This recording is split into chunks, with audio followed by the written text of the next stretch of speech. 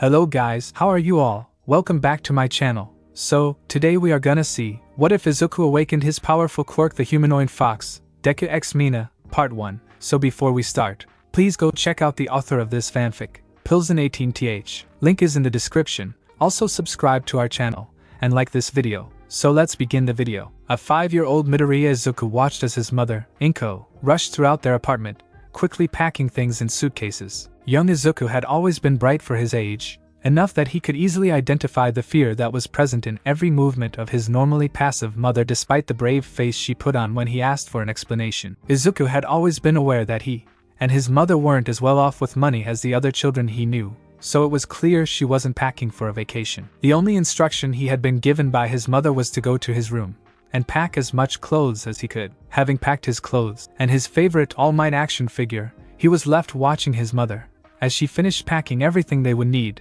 fully aware that they would not be able to come back anytime soon. Not that it was such a bad thing. The small apartment was a constant reminder of the life she couldn't give her son, and only served to fill her with guilt most of the time. However, the reason for their departure left a lot of room for improvement. Izuku saw the look of distress on his mother's usually kind face, and decided that he didn't like seeing her like that. As she was mentally making sure they were ready, Izuku ran up to his mother and tightly hugged her, his small arms wrapping around her legs and resting his cheek on her hip. Inko was startled by the unexpected contact and looked down at her son. Izuku looked up at his mother and gave her the brightest smile he could muster. "It's okay, Mom." Inko, realizing how worried her son was for her sake, smiled and felt tears filling her eyes. She ran her fingers through his green hair with black roots before resting it on his cheek, which had what appeared to be whiskers. "Yes, you're right, baby. I'm so sorry for making you worry." She then flashed him her own smile before wrapping him in a loving embrace. Seeing his mother back to her calm, kind self, Izuku finally decided to question his mother. "Mom, what's going on? Why are we leaving? Where are we going?" Inko released him and stared straight into his dark green eyes with her own. "There's a lot going on that you won't be able to understand right now, but you will soon. All you need to know is that it's not safe to stay here right now." Izuku, understanding the urgency of the situation despite not knowing the cause, swallowed his curiosity and nodded. Inko felt relieved at her son's cooperation and quickly went over to grab the suitcases. Izuku followed and shouldered his All Might backpack. As his mother prepared to open the door, she froze, her hand inches from the handle. Izuku looked at her, confusion evident on his face, until he listened closely and heard what seemed to be pounding footsteps, followed by the sound of multiple crashes and screams. Inko quickly turned to her son, dropping the suitcases, and grabbed him, rushing toward his room. As she carried him, they both heard a loud, threatening voice scream, "Where is the quirkless boy? Where the fuck is he?" This was startling for the boy since, to his knowledge, he was the only quirkless child in the entire complex. He wondered why someone so scary would be looking for him. His mother shook noticeably when she heard what the man was looking for. She grabbed Izuku's hand and rushed to his room. Inko opened the window and started to lift Izuku towards it. Izuku felt a fear spike in his chest as he and his mother lived on the 7th floor of the apartment complex. He quickly took hold of his mother's arms and looked her in the eye. "Mom, what are you doing?" Inko realized she forgot to tell her son her intentions. She quickly decided to explain. As time was of the essence, "Izuku, baby, I'm going to use my quirk to lower you to the ground. You'll be fine, okay?" Inko had the ability to attract small objects to herself at will. While Izuku was too heavy for her to lift, she was confident that she could slow his descent enough so that he would land safely. Izuku shook his head. "I know that, Mom. But what about you? How will you get down?" Distress filled the young boy's voice, as he knew his mother's quirk wasn't nearly strong enough to lower a grown-up like herself down so far safely. Inko felt tears stain her cheeks. She was reminded of just how selfless and amazing a son she had. She was also reminded that these were likely the last moments she would see her beautiful child. Inko dried her tears with her sleeve and put on a brave face. "Izuku, Mom's going to see if there is another way down, okay? The only thing that matters to me is that you get out of here safe and sound." Izuku's eyes began to water, as he was worried for his mother.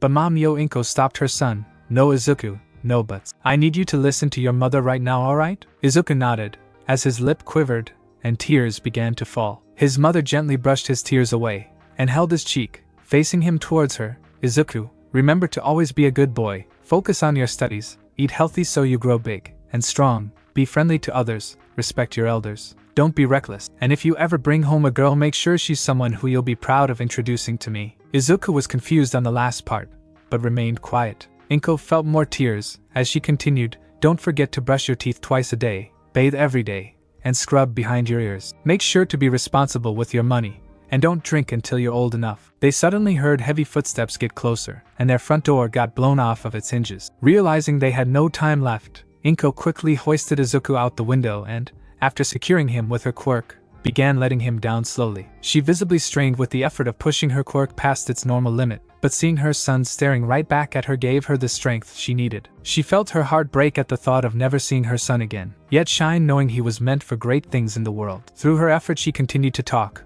"Remember to always get to bed on time, and don't sleep in." As he got out of earshot she finished, "I'll always be proud of you, Izuku, so remember to chase your dreams with everything you have, and never give up. Find people who are precious to you, and protect them with all your strength, and more. And Izuku, your mother loves you with all her heart, never forget that." She then gave him a smile that expressed all the love and pride she had for her son. Izuku was frozen, every attempt to speak fell short, as he gazed upon his loving mother's face for what he would soon find was the last time. He felt his feet gently touch the ground, but found he couldn't muster the strength to stand. He felt the pull of his mother's quirk lessen until finally, it was gone. Inko then went back inside, and slowly shut the window. Feeling the absence of the quirk, Izuku suddenly felt all of the emotions he had been unable to express moments ago. He began to panic, wondering what he should do. He steeled his nerves, and had decided to rush back up to his mother when suddenly an explosion shook the building, and flames burst out of the window he had seen his mother mere moments ago. Realizing this, his entire being began to shatter, starting with his heart. Soon, the reality of the situation hit the 5-year-old like a tidal wave. His mother was gone. Regardless of all the hope he wished he could have that she had somehow escaped in time or survived the explosion, in his heart he knew that she was gone. The words she spoke, as they parted, the loving smile she gave him, were all the final goodbye of a parent to her child. Izuku felt the situation crushing him with every ragged breath that came from his shuddering body, with every second his mother was gone, with every lonely moment that passed, as tears streamed down his cheeks. As he reached his limit, his cries grew louder and more desperate until he couldn't contain himself any longer. With a voice filled with agony and sadness, he shouted into the night, "Mommy, please, please don't leave me here. I don't want to be alone. Please." M.O.M. Suddenly, a deep, powerful voice rang in his thoughts. "Kit, enough." Startled by the voice, Izuku looked around, searching for the owner of the voice only to find himself alone by the side of the building. Izuku began to think he had imagined it when the voice spoke again. "No, Kit, what you are hearing is not your imagination. I assure you, although I'm currently without a solid body, I am very much real." Izuku, deciding to believe the voice's words, timidly spoke back. "Who are you? Where are you? Why can I hear you in my head?" The voice quickly responded, sensing the distress within the boy. "Kit, if you want to speak with me, just think what you wish to say. We can't have people thinking my container is insane." Izuku felt more confusion, as the being referred to him as his container, but remained silent, waiting for the being to continue. The voice sighed before continuing, "I can answer those questions, and more, but first we need to get out of here. We don't know if that man was the only one looking for you or if they've given up just yet." Hearing this, fear began to flare up within Izuku at the thought of the possible danger he could be in. The voice spoke up, noticing the fear in the boy. "Calm down, Kit. Just follow my instructions, and you should be fine. I can feel our surroundings through your senses to a greater degree than any normal human. As far as I can tell, there is no one else in the immediate area, much less anyone with ill intentions. There is also a siren in the distance, likely in response to the explosion earlier." Izuku felt emotion well up in his chest at the reminder of events that had just transpired, but remained calm, listening to the deep voice. The voice continued, "However, we can't stay here. If others do come for you, this will likely be the first area they will search." The boy looked around, half expecting a villain to jump out of the shadows. "What should I do?" The voice seemed to think for a moment before speaking. "First, let's get out of the area, but stay close enough to be able to make contact with the authorities once they arrive. Even with my help, at your current strength it'd be too much to ask you to simply go on the run. Remember, follow my instructions, stay calm, and everything will be fine." The young boy took several deep breaths before nodding, waiting for instructions. The voice grunted in approval before speaking again. "Okay, first, let's go down the street directly in front of you. Remember to stay in the shadows though." The boy quickly responded, putting his trust in the voice. "Okay." Time skip, 10 minutes. Izuku had been in the dark alley, some ways from his home, waiting calmly while staying alert, as per the instructions of the voice. After some minutes of silence, the boy built up the courage to speak to the intimidating voice. Excuse me." The being was slightly surprised that the boy was attempting to initiate conversation, but supposed that it was inevitable all the same. The voice calmly responded, as to not scare the boy. "Yes, Kit? Who are you?" The boy timidly asked before continuing, "Why are you in my head? I'm so confused. Please tell me what you know." The voice exhaled before answering, "My name is Kurama. However, due to my physical appearance, I've almost only been referred to as the QB, the nine-tailed fox, or the demon fox." The boy was startled at the last statement, demon? Although the voice had only helped him so far, he was slightly fearful of having a demon's voice in his head. The fox expected the reaction, and quickly relieved the boy's fears, relaxing Kit. "It's just a title, although I suppose I am a bit of a demon to my enemies." The voice, or Kurama, as he now had a name, sounded a bit ominous by the end of his statement, which sent shivers down the young greenet's spine. Sensing this, Kurama added, "Luckily, you are not, and likely won't ever be, my enemy, as our fates are directly tied to each other." The boy sighed with relief, as Kurama continued,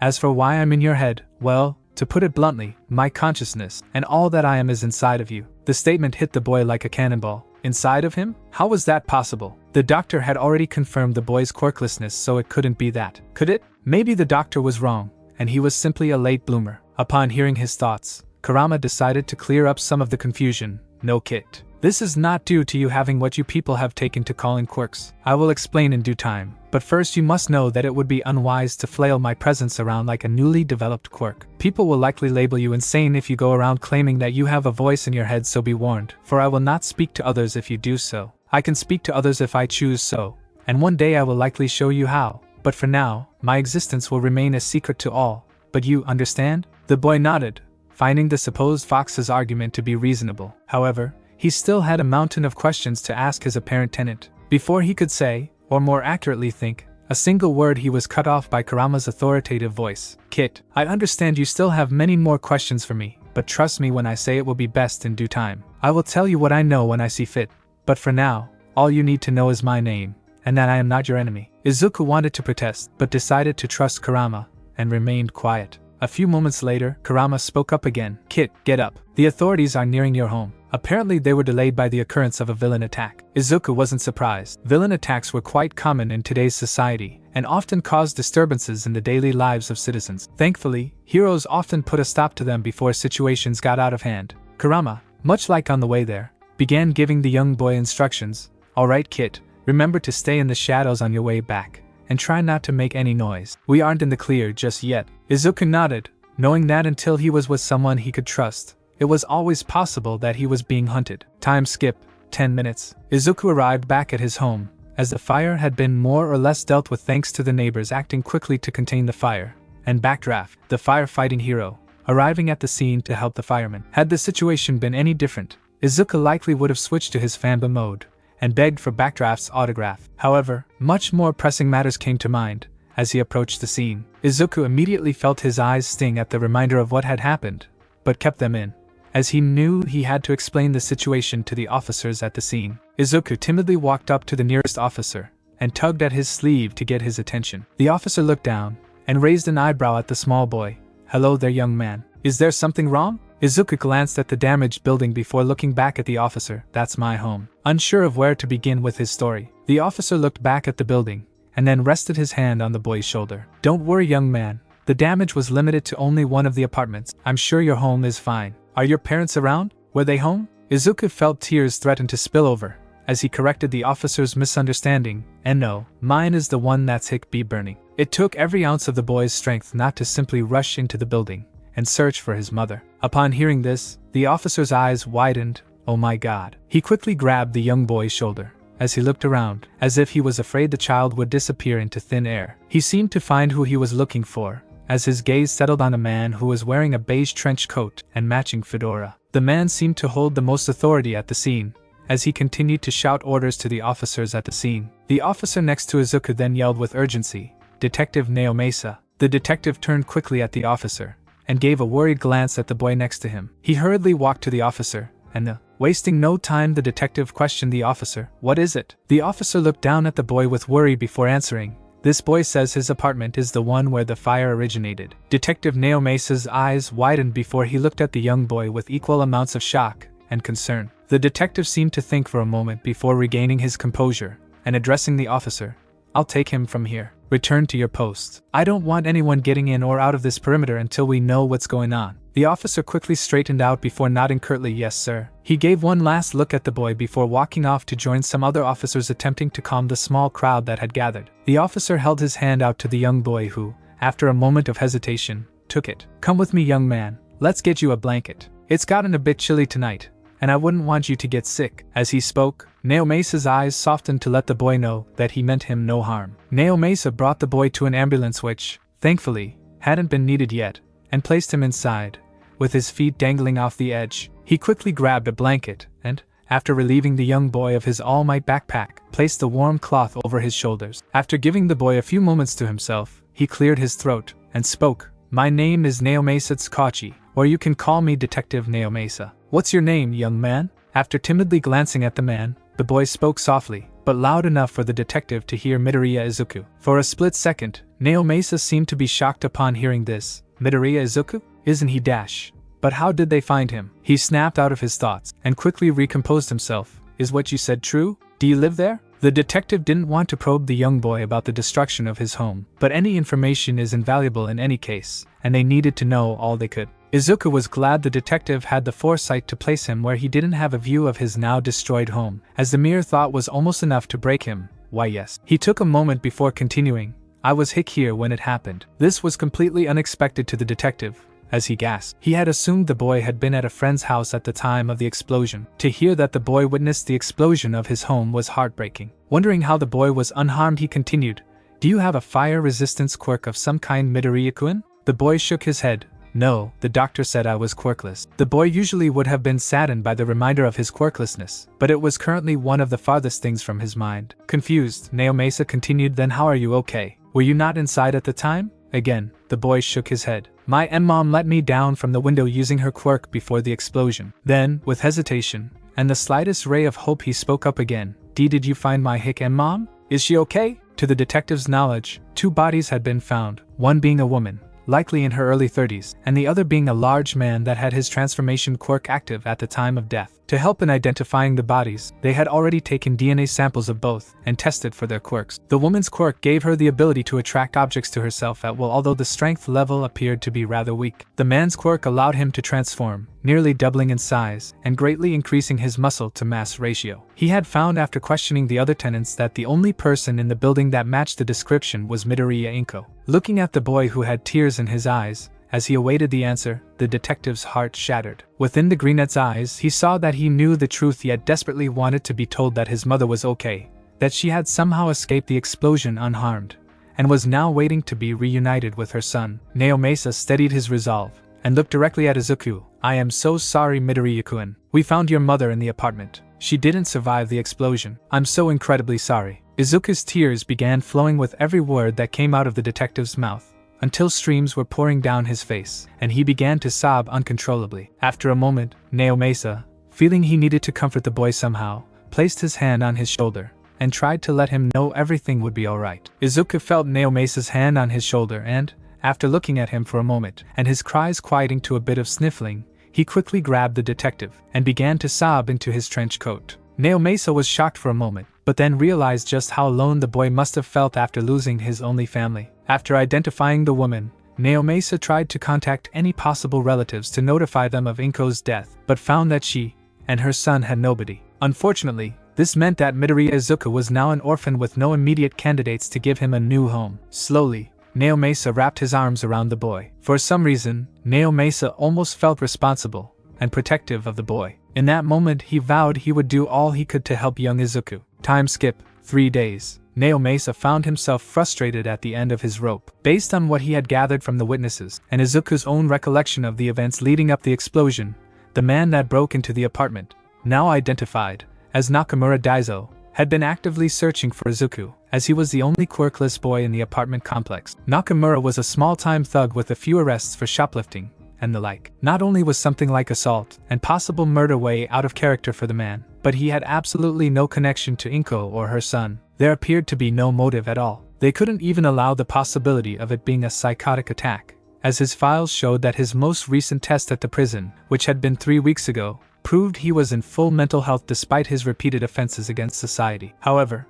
regardless of the apparent brick wall he seemed to hit in the investigation, Naomesa had absolutely no intention of stopping until he had solved the case. Although it was just speculation, he had a hunch that there was much more at play than one might initially assume. Nothing added up, which was what troubled the detective the most. As he prepared to do more digging into the case, he was interrupted by co-worker. "Hey Naomasa-san, the chief wants you in his office." He said it was important. Wondering what was so important, he quickly got up and headed to the chief's office. "Thanks, I'll go there now." His co-worker nodded before going about his business. When Naomasa got to the chief's office, which had the blinds closed, he was shocked to find that the chief wasn't the only one waiting for him. Sitting in one of the seats in front of the literal dog-headed chief was a skinny, sickly-looking blonde man. Despite his appearance, Naomasa recognized the thin man as the world's #1 hero, and his personal friend, All Might, reverted to his normal form. Naomasa closed the door, sensing that this conversation would require privacy. Before speaking, "Good afternoon, Chief Tsurigami, All Might. There was something important you needed to speak about." Chief Tsurigami gestured for Naomasa to sit as he spoke. "Sorry to call you so suddenly, but you are correct, this is very urgent." Naomasa nodded as he took a seat and waited for the two to fill him in. All Might was the first to speak up. "Tsukachi, you're aware that Midoriya Izuku is to be my successor, correct?" Naomasa nodded, recalling his shock when the boy had told the detective his name, revealing that he was the same boy All Might had told him of 4 years ago. This had been another reason why Naomasa was so sure that the attack wasn't as random as it appeared. All Might continued, shaking Naomasa out of his thoughts. "As I'm sure you've already suspected, the man who attacked young Midoriya didn't act independently, nor was he the only one that attacked that night." All Might paused to let Naomasa nod at the information sink in, as Naomasa wasn't made aware there had been other attacks that night. All Might sighed heavily before continuing. "We have reason to believe that the attack was done at the command of All for One in an attempt to stop the line of summoned awakenings." At this, Naomasa's eyes widened as he gasped, nearly jumping out of his seat. "A All for One? But how is that possible? How does he know that Izuku is your successor? How dash?" Naomasa's questions were halted by the chief. "Calm down, Detective Naomasa." The chief's voice had been calm, but stern, and left no room for debate. Naomasa promptly shut his mouth, but stared at All Might, practically begging for answers. All Might held his hand up, stating, "I understand your concerns, Tsukachi, but rest assured, young Izuku's identity, as my successor, and the next summoned awakening is still only known to us. All for One is clearly unaware of Izuku's identity, and likely only knows that Izuku is quirkless, and a young boy based on the victims of that night's attacks." Hearing this, Naomasa calmed down immensely, now knowing that the young orphan wasn't in any immediate danger. However, a thought continued to gnaw at the back of his mind. Wait, if All for One finds out that Izuku survived the attack, won't he likely continue to pursue him? All Might had expected the question, and calmly responded, "Actually, there were attacks all over Japan recently, a few every day, but spread out across the country. If I had to suspect, All for One knows that launching a full-scale attack on every young quirkless child would catch much more attention than he wishes to have at the moment, considering he likely isn't ready to face me. Therefore this is more of a general sweep using the knowledge he has in the hopes that he will get lucky and eliminate my successor." All Might then quickly added, "Also, the ages of the apparent targets has been relatively widespread, ranging from 4 to 7 years old, with Izuku not being the only survivor." The chief was the next one to speak up. "The attacks have only been at the hands of small-time criminals, apparently claiming that their unknown employer is a mad scientist wanting quirkless individuals to experiment on. In the world, as it is, such a case would likely pass as believable, and lead us on a wild goose chase had All Might not informed me of the real perpetrator." All Might then went on to explain that, following a hunch on the attacks, he worked with the chief to investigate. They found activity among a significant number of well-known villains, speaking about some kind of plans being put into motion by someone named Sensei, Master. Seeing as how All for One was the only one powerful that could lead so many powerful villains, as well as the profile of the victims of the recent attacks, they deduced that he was behind the attacks after somehow finding out that All Might had found the next summoned awakening. Naomasa had understood the situation so far, but was confused on why they would need him to know all of this. "Wait, while I appreciate you both filling me in on the whole situation, why would you? With all due respect, wouldn't it be wiser to keep the number of people who know this to a minimum, as to keep the villains from knowing you're onto them, as well as the specifics to Izuku's identity?" All Might nodded knowingly. "Yes, which is why we three will be the only ones who know about Izuku. Not even the other heroes will know about Izuku until he is older." He then took a deep breath before looking directly at Naomasa with his zombie-like eyes, and continued, "As for why we told you in particular, not only do I trust you completely, Tsukachi, but there is also a favor we have. No, I need to ask you." Naomasa nodded before smiling, and saying, "Of course, All Might. You know I'll do anything to help you." All Might smiled at his words before clearing his throat. "As you know, young Midoriya has no one to look after him now that his mother is gone. I feel that I am responsible for him, with him being my successor, as well as the attacks being due to his connection with me, but I can't take him in. If I do, then I risk all for one finding out his true identity. I may be the #1 hero, but I can't be everywhere at once, nor can I be forced to choose between the citizens' lives that are put at risk every day or that of Izuku. Therefore, I was hoping that you'd be able to take care of him. Naomasa was shocked at the request, as was clearly seen by his expression. Raise him? But I don't have any experience with kids. Why not find him another family that can actually take care of him? It wasn't that Naomasa didn't want to take care of Izuku, but he felt that putting him in the care of a responsible family would be much more sensible. All Might understood the thoughts going through his friend's mind, but stood firm. I understand your concern, but hear me out. Naomasa took a breath and nodded for All Might to continue. If we put Izuku in an orphanage to be adopted, I'm sure he will find a family in no time given his age. However, how will Izuku's life be growing up? He's lost his mother, and will likely soon be discovering abilities that may turn out to be strange even by the world's current standards, with 80% of the population having some kind of quirk. He will need someone who understands his situation, and the only ones who can at the moment are us three. Tsurigami-san can't, as he is the chief of police. I can't for the reasons I have already given, but if you did it, not only could you do so understanding his unique circumstances, you wouldn't have to worry about your job, as Tsurigami-san has agreed to be understanding of your own circumstances. All Might then rested his hand onto Naomasa's shoulder, as he transformed into his full-powered state, which was that of a hulking 7-foot man with shining teeth.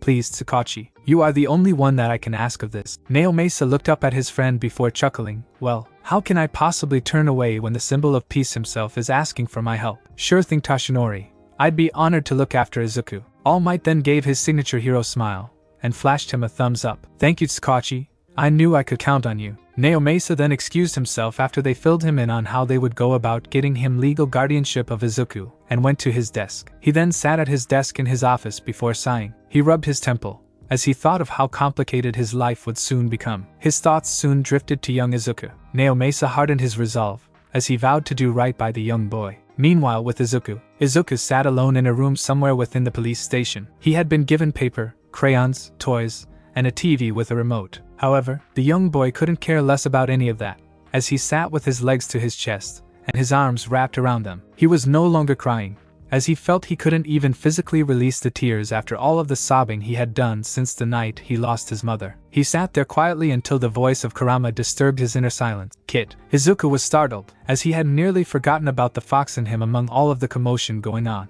Izuku was unaware that the fox had avoided bothering Izuku the past few days to give him time to grieve. He had decided to contact him now that the boy was calmer. Realizing who it was, he quickly responded, Kurama? So you were real. The boy was somewhat relieved at hearing Kurama's voice. He had been feeling so alone that it was nearly unbearable. But the thought that there was someone that would be with him, despite the strange circumstances that made it so, comforted him to a degree. The fox was glad the boy remembered to mentally voice his thoughts. Yes, Kit. As I told you, I am very much real. The boy nodded, remembering his words, thoughts. During their escape, the boy realized that they could finally speak without worry of danger, and seized the opportunity to question the fox. However, he was cut off by Kurama's words. Hold on, Kit. I know a better place we can talk. Close your eyes, and focus on my presence. Focus on my presence, and nothing else. Block out your surroundings. Izuku followed the fox's instructions, as he spoke, intently listening to the fox's words, and imagining the fox inside of himself. Izuku felt no different, and, thinking he had done something wrong, began to open his eyes. What he saw shocked him, to put it mildly. He seemed to be suspended in the air with, quite literally, nothing surrounding him. No matter how much he strained his eyes, he saw nothing but blackness. I'm right here, Kit. Kurama's voice appeared behind Izuku, causing him to spin around 180 degrees, as if he shifted in response to his own thoughts. Right in front of him stood, or floated rather, a skyscraper-sized, orangish-red, nine-tailed fox. Izuku nearly gasped at the sight, but found that this was exactly what he should have expected after hearing Kurama's voice. His appearance very much justified his voice, to say the least. The boy's green eyes were met with the fox's red ones, either making a sound. Kurama was the first to speak. So, we finally met in person. Or at least what passes for in person in your mind. The boy prepared to talk before Kurama raised a hand, which surprisingly resembled a human-shaped hand covered in fur, although he did have very sharp-looking white claws on each finger. Upon closer inspection, Izuku discovered that Kurama's form actually appeared very human-like, as he seemed capable of walking on two legs, but was also shaped in a way that he could walk on all fours if he chose to do so. Kurama's deep voice filled the silence soon after. Let's make this place a bit more comfortable. I have been stuck here like this since you were born, and although I could somewhat experience the world through you, In all honesty, your life has been exceedingly boring so far. The boy frowned at the last comment, but decided to ignore it. How do I do that? The boy was almost surprised at how comfortable he was talking considering it was with a massive nine-tailed fox, but pushed the thought aside. Kurama experienced a similar surprise, but was more amused by it than anything. Just picture how you wish for everything to look. Always remember that this is your mind. You can change it how you see fit. Izuku thought for a moment before deciding. He closed his eyes in concentration, and the scene around both of them began to shift, taking color and form. When the boy was finished, both he and Kurama were surrounded by luscious green grass in what appeared to be a meadow. In the distance to the right was a forest that seemed to expand, as far as the eye could see. In front of them was a large lake with sparkling blue water. To the left, they saw a mountain range that reached so high it penetrated the soft white clouds. Behind them appeared to be more grasslands with not a hill in sight. The whole scene seemed much more vivid than it appeared in Izuku's head. Not that either of them were complaining though. Izuku then turned back to Kurama, who was comfortably laying down in the grass with his head supported by his forearms, as he lazily closed his eyes. Great job, Kit. I have to admit, I didn't expect you to pick a place so nature-influenced. Izuku timidly responded, well, you are a fox, so I thought you would like a place like this considering you seem to be trapped in my body. Kurama's long ears twitched a bit at this. For some reason, he felt that kindness was not a common thing he experienced, and was a bit surprised that the boy had had him in mind when creating the mindscape. Had he not been such a proud being by nature, he might have thanked him. Alright, Kit, I understand you want to know more, but as I told you before, I will tell you things when I see fit. And currently there isn't much else I feel I should disclose. Noting the disappointment in the boy despite his lack of resistance led Kurama to add, however, do know that me and you are linked to one another. If your life is lost, mine will follow, so know that I am your ally throughout this. Also, I intend to train you. I have much knowledge though I can't seem to explain why. I will help you grow stronger to avoid having a weak container. I expect you to be able to defend yourself without aid. This piqued Izuku's interest quite a bit. You're going to train me? You seem very strong. Does that mean that I'll become super strong too? Kurama thought a moment before answering. Based on what I have seen, and the average strength of the people on this planet, I would say that you will soon be much stronger than most of them. Izuku felt anticipation bubble up inside of himself. If I really do get that strong, maybe I can become a professional hero. Then I can save lots of people. His mood dampened a bit near the end of his thoughts, as they drifted to his mother. His eyes quickly shot to Kurama, nervous of what he would think about Izuku entering a profession as dangerous as hero work. Kurama seemed to guess the boy's concerns, as he spoke up, I don't hear all of your thoughts. If you don't intend for me to hear something, then I won't. The same goes for when you're not in your mindscape. This seemed to ease the boy's worries, as he sighed in relief. Then he looked up questioningly at the fox. So what now? Without opening his eyes, Kurama responded, go back out. Don't worry, nothing has happened since you entered, as you are still aware of what goes on out there even when you're here. For now there's nothing else I need to tell you, and I intend to start your training soon. If you need something you can just talk to me mentally with the intent for me to hear it, or if you wish to speak face to face then you can come back here at will. Nothing will have changed after you leave. Izuku nodded before he concentrated, and willed himself out of his mindscape. Opening his eyes, Izuku found himself back in the room at the police station. Although he still felt the grief of the recent events, Izuku somehow felt that he could be stronger now. He felt that everything wasn't over, that he could still do good. Suddenly feeling exhausted from his lack of sleep over the past few days, Izuku decided to lie down on the couch he was sitting on. As he rested his head, Izuku felt sleep pulling him further and further from the world. Right as he felt himself losing consciousness, Izuku softly said, thank you, Kurama. Upon hearing this, the fox thought to himself, no problem, Kit. Izuku was in class, bored, as per usual, with his arms supporting his head. The teacher had been droning on about mathematics for longer than he had bothered to count. So far, there has been nothing significant enough to warrant his attention. It wasn't that Izuku was an idiot, and simply didn't care for his education. Far from it actually, as he was number one in his year's academics by far. Kurama had pushed him hard both physically and mentally since their training had begun all those years ago, stating, an idiotic partner is as bad as a weak one. In short, he knew everything that had been coming out of his teacher's mouth. Izuku, now 14 years old, was sitting near the back of his class, waiting for the last day of his junior high school years to end. In his mind, this was merely a stepping stone for him. Years ago, he had set his sights on the world's greatest hero high school, UA. Kurama had wanted nothing more than for his partner to be the absolute best in the world, therefore putting himself up there, as he should be. After analyzing the workings of Izuku's world, he had come to the conclusion that the people who were held in the highest regard in the world were the heroes. So being at the top of the heroes would imply that one had reached the pinnacle of what the world had to offer. Kurama had merely offered it, as a suggestion, but was slightly surprised at the boy's readiness to accept it as his driving goal. After giving it some thought, however, he realized that before the incident when his partner was 5, Izuku had admired and worshipped heroes as if they were divine beings. Apparently such a mindset, although diluted with reality, had remained within the. After nearly 10 years with Kurama, Izuku had mastered close-quarters combat to a very high degree for his age, although he still had room for improvement. He had also gained some skill in armed combat. However, both he and Kurama had agreed that they preferred bare-handed fighting. Kurama had also revealed through their training that Izuku had access to, as well as very large reserves of something called chakra, which in essence was manipulatable energy. The fox explained that people had not gained the ability to wield chakra, and guessed that they instead received quirks in its place. Izuku had, by training mainly in his mindscape, as to not attract attention, learned many ways to use his chakra, mostly with the guidance of Kurama, who seemed to have inherent knowledge of it. He had learned that chakra could be transformed through skillful control into 5 different natures: water, earth, lightning, wind, and fire, each being strong against one nature and weak against another. He had also found that some elements enhanced one another, such as wind with fire and lighting with water. This, along with the fact that Kurama forced Izuku to keep both his body and mind at their peak, had led to Izuku being quite the up and coming teenager. He stood at an unassuming 5 feet 6 inches. His physique, however, was no laughing matter, as many of his female classmates could be caught ogling at the young man during physical education when he wasn't wearing their usual all-black uniform. In fact, despite Izuku's supposed quirklessness, many of the girls in the school blushed at the thought of the school's elite, whispering how striking his whisker marks were, as well as his naturally green and black hair. Izuku more or less ignored such whispers, and focused on his training, the thought of dating not wavering his focus in the slightest. Speaking of ignoring,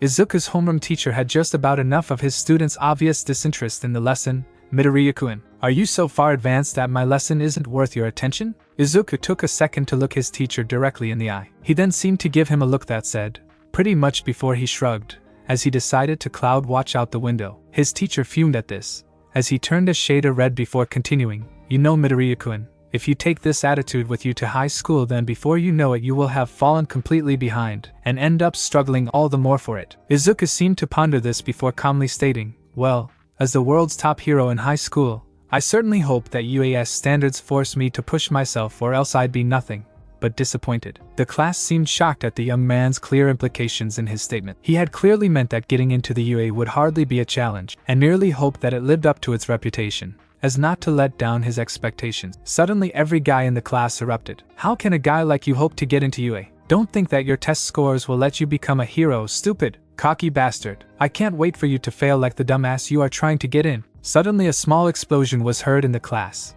silencing everyone. The whole class immediately turned to the intimidating student who currently had smoke rising from his palm. The blonde turned to Izuku with a look of irritation and hatred. Don't even think about applying to the UA, you quirkless bastard. His palm crackled with smaller explosions. As he spoke, the only one getting in there is gonna be me. Then I'm gonna surpass All Might and be the #1 hero. As far as Izuku knew, the only other student in his year that planned on applying to the esteemed high school was his old childhood friend, Katsuki Bakugo. Izuku knew that his powerful explosion quirk, which allowed him to generate powerful explosions on his hands, along with his incredible combat ability, gave him a significant advantage over most in the pursuit of becoming a hero. Izuku also knew that his equally explosive temper and overall aggressive personality didn't exactly shine as hero-like traits. Still, he was aware that Bakugo was far from an idiot and wouldn't be quick to underestimate his chances at getting into the famed high school. Izuku merely crossed his arms. If you all are so sure that I won't make it in, then there should be no problem with me applying.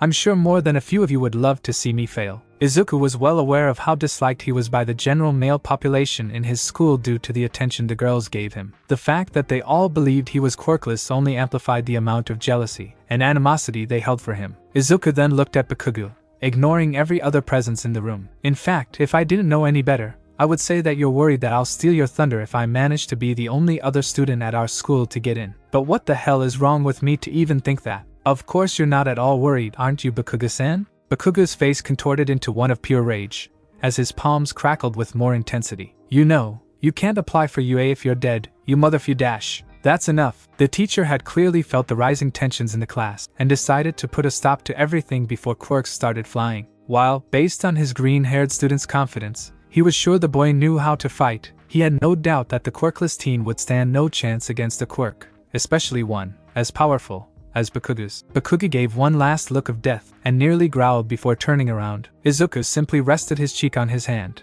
and continued to cloud gaze until class was over. He held no resentment towards his classmates or his childhood friend whatsoever, as he knew how quirkless people were viewed in society. Most were seen as lesser by those with quirks, particularly the stronger ones like Bakugu, and had to work many times harder to become successful. It was no wonder they all thought he was foolish for saying he would apply for UA of all places. Izuku nearly chuckled out loud.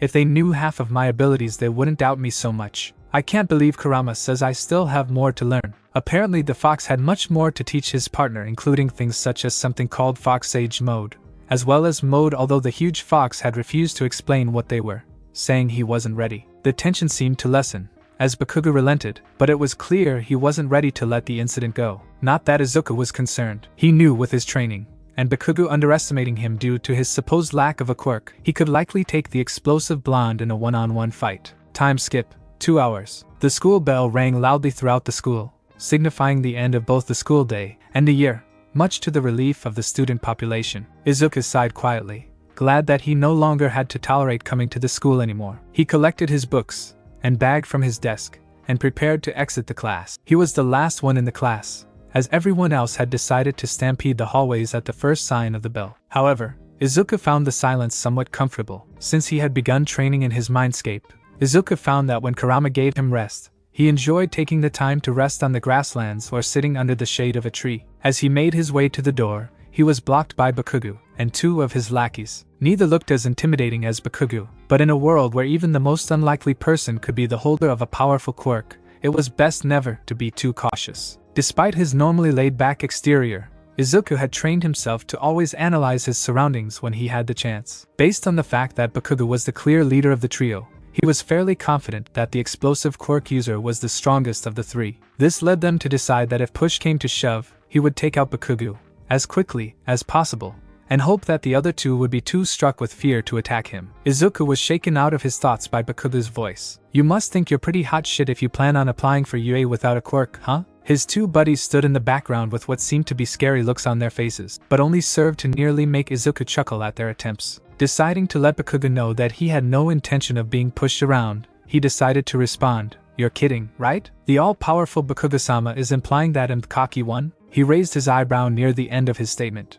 Izuku could swear that a vein was about to pop on Bakugu's forehead. "How about I just kick your ass so hard that you won't even be able to apply it?" He emphasized his point by releasing a small explosion in his palm. Kurama growled loudly in Izuku's mindscape. Throughout the years, Kurama soon found that Bakugu had proved to be his greatest annoyance. "This blonde fool is lucky we planned to keep your abilities a secret for now, else I might have pushed you to smash him into a smear on the wall years ago." Although Kurama held his stance that he was only angry because an attack on his container was an attack on him, on the inside he had actually grown quite fond of Izuku. However, he'd never be caught dead saying such things out loud. As tempted as he was to antagonize Bakugu a bit more, Izuku had just been reminded that they had planned to keep his powers a secret, at the very least until he got to UA. Even then they planned on being cautious with who knew. Izuku decided to avoid a fight, but made sure not to look like a coward. "As much as I would love to see you try it, something tells me UA wouldn't accept applicants who are charged with assault on a fellow student." Bakugu's eyes widened a bit,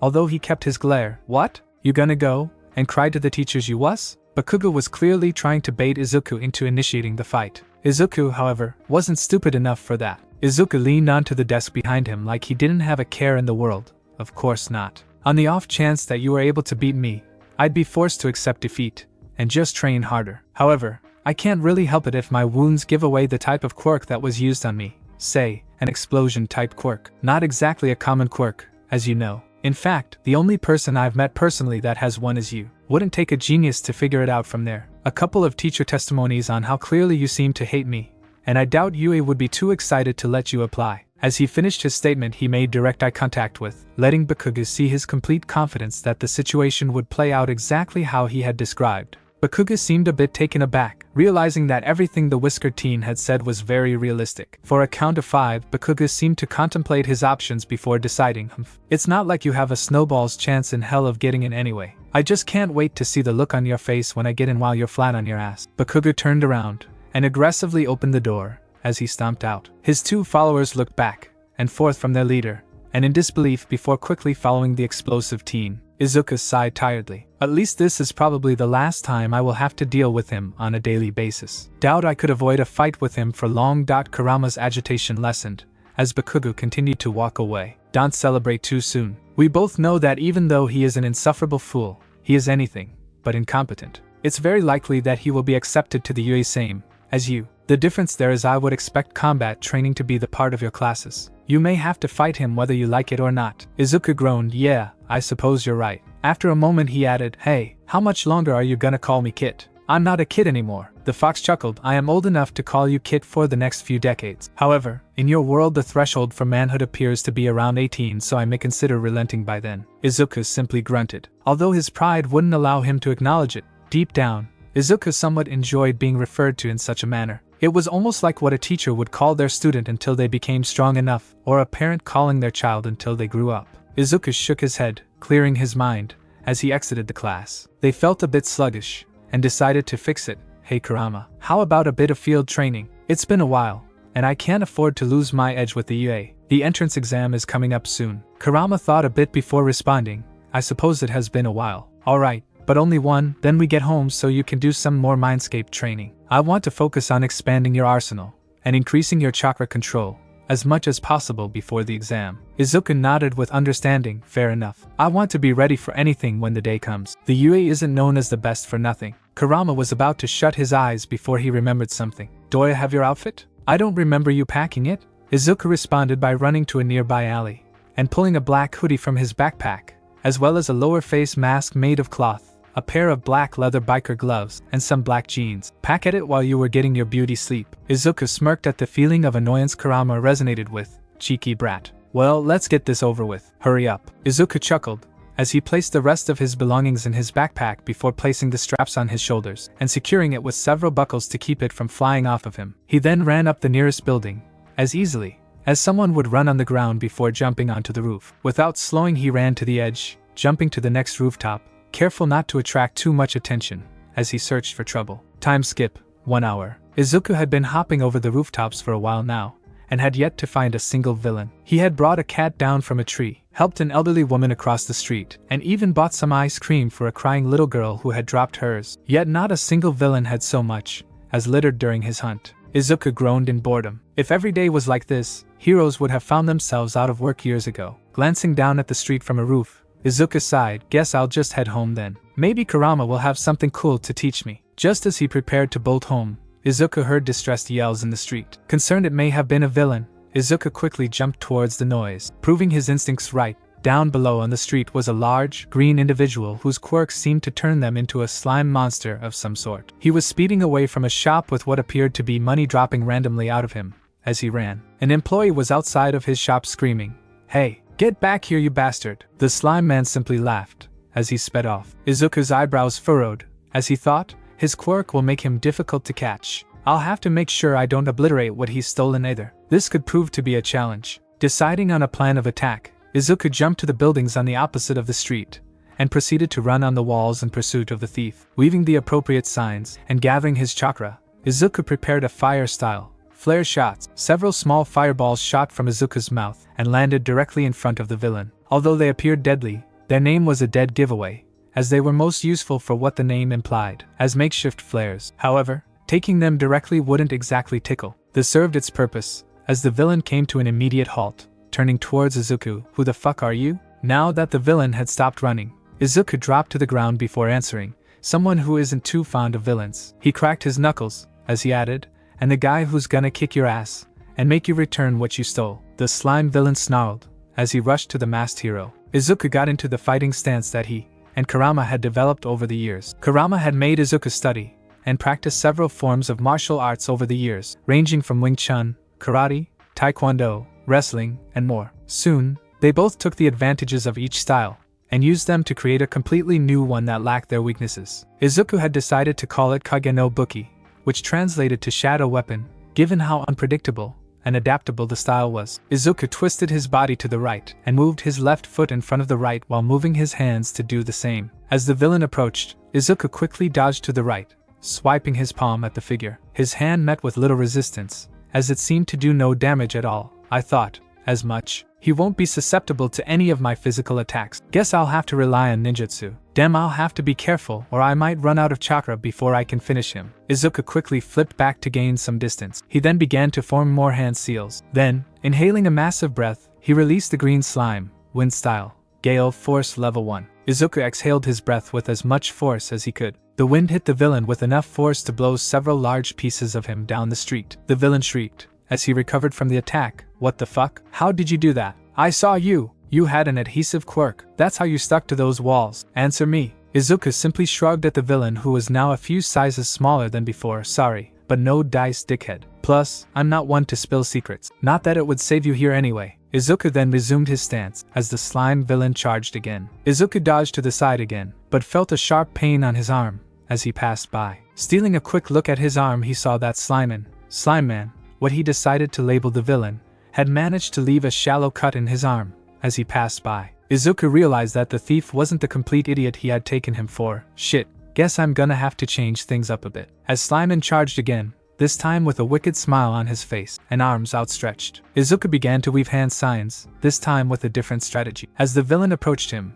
Izuku slammed both hands into the ground, Earth-style, adamantine pillar. As this took effect, Izuku was suddenly elevated in the air, as a pillar made of chakra-hardened earth rose, soon standing several meters tall. Slimeman slammed into the wall at full speed, splitting in half, as each part of him fell on either side, already attempting to reform. However, this was only the first part of Izuku's plan, as he had already been weaving signs for another, wind style, gale force level 1. Izuku has aimed at the Slimeman half to his right, blasting it to pieces, and down the street. As he expected, the pieces seemed to be out of his control after a certain distance. While relieved that his attack had been a success, Izuku felt the effects of the jutsus piling up, as he found himself much more exhausted than when the fight had begun. The earth style had been significantly more taxing than the others. Izuku hopped off of the pillar, as Slimeman jumped up attempting to catch him in his grasp. Damn you, I'll be damned if I get caught now. Watch your back, you piece of shit. Slimeman quickly sped off down the street, his decreased mass making him all the more agile. Izuku immediately gave chase. Where the hell do you think you're going? Get back here, you bastard! Izuku pushed his legs to the limit to keep up with the slime villain. Had he been at full chakra, he could have overtaken him in seconds. After a few blocks of chasing, Izuku followed him into an underpass. As he rushed inside, he was surprised that there was no sign of Slimeman. Izuku slowed down with confusion. What? At the speed he was going, there's no way I could have lost sight of him now. As he prepared to continue his search, he was alerted by a faint sound above him. However, Izuku was a split second too late, as Slimeman descended from the ceiling, and quickly grabbed hold of Izuku's head, arms, and legs. Shit! He baited me. He was leading me here the whole time. Izuku panicked, as he struggled against the villain's hold, only to find that he lacked the chakra to break free. He attempted to weave hand seals only to find that his hands and fingers were similarly immobile. Soon, the slime began to enter Izuku's mouth and nose, cutting off his oxygen. Kurama immediately realized the amount of danger his partner was in. Kid, I'm going to send you some of my chakra so you can break free. Izuku's eyes widened. No, don't do it. You know how I get when I take your chakra. I might end up demolishing the neighborhood. Kurama roared with frustration. I will not sit here and watch you die. We both know you don't have enough chakra to dispel him. Izuku realized that what Kurama had said was true. He had already attempted to flex his chakra and repulse Slimeman, but had only managed to nudge him, as well as drain more chakra. Izuku felt his lungs begging for air, as Slimeman tightened his hold on Izuku. Ha ha ha ha ha. I got you now, you fucker. How stupid could you be to fall for that? Some hero you were. Izuku felt his vision blur a bit, as he started to lose consciousness. Damn, he's right. I was a fool to fall for such an obvious trick. Now my mistake will cost me. Izuku's eyes began to close, as he fought to block off Kurama's chakra from entering his own chakra network. I'm so sorry, Kurama. I'm sorry, Tsukauchi-Nizan. Izuku's eyes were nearly shut, as one more thought popped in his head. Damn. I guess this means that Bakugo actually will be the only one in our class that gets into Udata. Bakugo was right. Wait, what the fuck? Izuku suddenly began to thrash with newfound intensity. Like hell, I'll let that blonde dipshit be right. Despite his attempts, Izuku still managed to do little more than budge Slimeman, increasing his taunts and laughter. As it seemed Izuku would die at the hands of the slime villain, they both heard something very unexpected, as a deep voice called out, "It's alright now, young man, for I am here." Slimeman turned them both to the sound of the noise, and his eyes nearly bulged out of his slime. Before them stood the 7-foot symbol of peace himself, All Might. Izuku might have been shocked had he not been about to die at the moment, by which he meant to say hurry up and do something, you jackass. All Might seemed to sense the teen's urgency, as he quickly pulled his fist back. Texas smash. All Might thrust his fist forward, as he shouted, which was followed by a massive shock wave of pressure flying down the underpass at breakneck speeds. Izuku quickly flexed his chakra to loosen Slime's hold, causing him to fly off and out of the tunnel. Izuku immediately turned to give chase to the slime villain, only for his legs to buckle underneath himself. Damn, chakra depletion. That last chakra flex drained what little I had left. Not being able to breathe that whole time didn't help either. Izuku began to fall forward, and was about to face the plant into the cement when All Might caught him. Turning Izuku to face him, a look of complete shock appeared on his face. Midoriya Izuku. Izuku quickly realized that Slimeman had torn off his mask, as he was being blown away. I have to invest in a better mask. Wait, how does All Might know my name? The government shouldn't know that I'm the masked vigilante, should they? These thoughts raced through Izuku's mind, as he struggled to stay conscious. That is, until Kurama interrupted. Relax now, Kit. Trust me, there is a reason for all of this, though I had hoped you would find out after you began attending UA. Izuku only had more questions after Kurama's statement, but had learned to trust the fox's advice. Alright, I trust you, but I'd better get some answers. Kurama simply grunted in response, as Izuku allowed himself to succumb to his exhaustion. Time skip, 30 minutes. Izuku felt wind on his face, as he began to wake up. Opening his eyes, he realized that he was sitting against a rail on a rooftop. What the hell am I doing up here? He got his answer in the shape of a massive blonde man standing a few feet away, eyes trained on him. Izuku was unsure how to address the world's #1 hero, so he decided to keep it simple. Thank you for saving me from that slime villain All Might-san. I lowered my guard, and almost died because of it. All Might said nothing, as he continued to stare at the teen, as if deep in thought. Izuku felt as if he could cut the tension with a sword if he had one at the moment. Okay, I'm just gonna head home then. Izuku prepared to walk away, but was stopped by Kurama. Hold on, Kit. I want you to go up to All Might and ask him to bump fists with you. Izuku was completely taken aback by the request. What? Why would I do that? This guy is acting like a total weirdo right now, and you want me to fist bump him? Do both of you have some kind of screw loose? Kurama ignored the last comment, and calmly replied, Trust me, Kit. This is what I meant when I said you would get answers. Unless, of course, you don't mind waiting a bit more. Izuku growled internally, as he knew the fox was baiting him. Damn it, fine. Izuku turned to All Might, and walked with arms distance away. Izuku felt stupid, as he raised his fist towards the hero. This may seem incredibly random, and strange, but can you bump fists with me? All Might's eyes, for some strange reason, seemed to hold understanding, as if he knew the teen's reason for the request were not his own. All Might nodded, as he raised his huge fist, and gently bumped it. Izuku nearly choked as, in the next moment, he was thrust into the grassy field of his mindscape where he saw Kurama waiting expectantly, and All Might standing in front of him. He panicked, as he prepared to forcefully exit them both from his mindscape, but was halted by Kurama. Stop, Kit. I knew this would happen. I wanted us three to meet in a slightly more private place to talk. All Might turned to face the massive fox, as he spoke. Thank you for agreeing to meet with me, Kurama-san. I understand your concerns, but I feel it is time for young Midoriya to know the truth. Izuku was unable to form words for a moment, as he witnessed the scene in front of him. Wait. Kurama-san? Why are you not surprised to see a giant humanoid fox in front of you? How do you know All Might? What do you mean, tell me the truth? The fuck's going on? Kurama seemed agitated at the greenette's outburst. Enough, Kit. If you calmed yourself for a moment,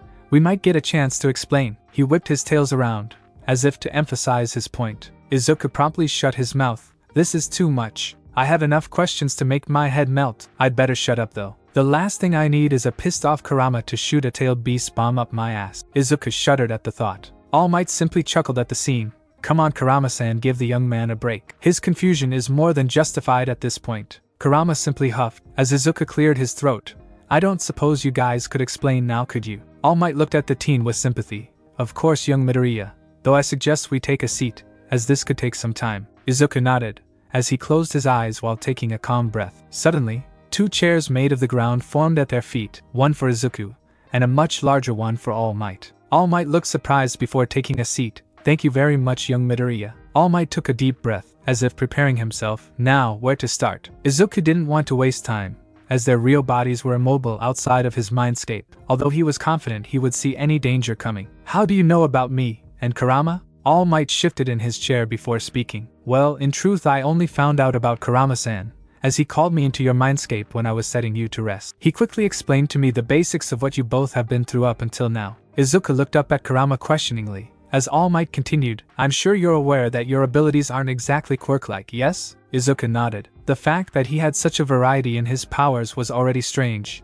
even in his superpowered world. He seemed pleased at the greetings, understanding. Even though Kurama-san could be justified as a Quirk, I'm sure he made sure to inform you that he is not a Quirk either. Kurama let out an haughty huff, as All Might's statement, you people wish your little quirks could be half as powerful as mine. The hero chuckled at the statement, of course Kurama-san. He then returned his attention to Izuku, who was wondering how this counted as an explanation. This may come as a shock, but my powers aren't that of a Quirk either. This nearly knocked Izuku out of his seat. While All Might's showings of power were absolutely monstrous even when compared to those with strength enhancement quirks, Izuku had always assumed that the smiling hero simply lucked out and received a much stronger quirk than most could dream of. Also, the way he stated it, he made it seem as if he and Izuku were connected somehow. All Might, feeling the sheer confusion emanating from the young vigilante, quickly continued, the reason I am telling you this is because our abilities are the result of the same thing. Izuku's eyes widened slightly, but tried to contain his shock. He simply nodded. The symbol of peace started to elaborate. My quirk was passed down to me from the previous holder, and they got it from the one before them, and so on, all the way back to the quirk's original owner. I'm currently the 8th holder, making you, my successor, the 9th. Izuku held up his hands, as if to tell the hero to slow down. Wait, successor? And I've never heard of a quirk that could be transferred to others. Why did you choose me? When did you choose me? How does this thing work? All Might lean forward a bit in his seat. This quirk, which is currently being shared between us until you fully develop your powers, is called Awakened Summoning. Strange as it seems, the quirk is actually very true to its name. When used, as it was on you, and the quirk awakens the individual. This is achievable because the person it is being used on is our world's counterpart of another person on what I have been told to be a different world. The only consistency I have seen between the wielders of the quirk is that the individuals that are awakened seem to be incredibly powerful warriors, as well as some of the greatest heroes on their respective worlds. Izuku stared intently, waiting for the hero to continue. That being said, it appears we aren't exact copies of our counterparts. For example, I feel an unexplainably intense drive to be a hero, as well as a strange appreciation for my hair. All Might ran a hand through his hair, emphasizing his words. Izuku grew curious. Well, what about me? How am I different from my counterpart? Kurama, without opening his eyes, finally spoke up, I can answer that, kid. For some reason, I felt surprised at your apparent affinity for every chakra nature, as well as your very analytical, non-goofy demeanor. However, I somehow wasn't surprised to feel the immense pleasure you experienced when you first stopped at that ramen shop. Izuku turned a slight shade of red as he coughed into his fists. I do find ramen quite delicious, but it's not like I'm the only one to ever think so. Also, I don't feel any difficulty using one chakra nature over another. I just assumed that was expected. All Might smiled at the young man's antics. Well, to answer your other questions, I chose you because my quirk led me to you. Awakened summoning is not something that can be transferred to just anyone. The only way I can describe it is as a pulling sensation in your gut. That is how I knew my successor had been decided. However, I was surprised to find that you were a newborn baby. However, my quirk was clearly pulling me to you. As for how, the quirk is transferred by the chosen successor taking in a piece of the current holder's DNA. In your case, all it took was a small droplet of my blood on your milk. The hulking man nearly doubled over laughing at the disgusted look on Izuku's face. In short, you were, quite literally,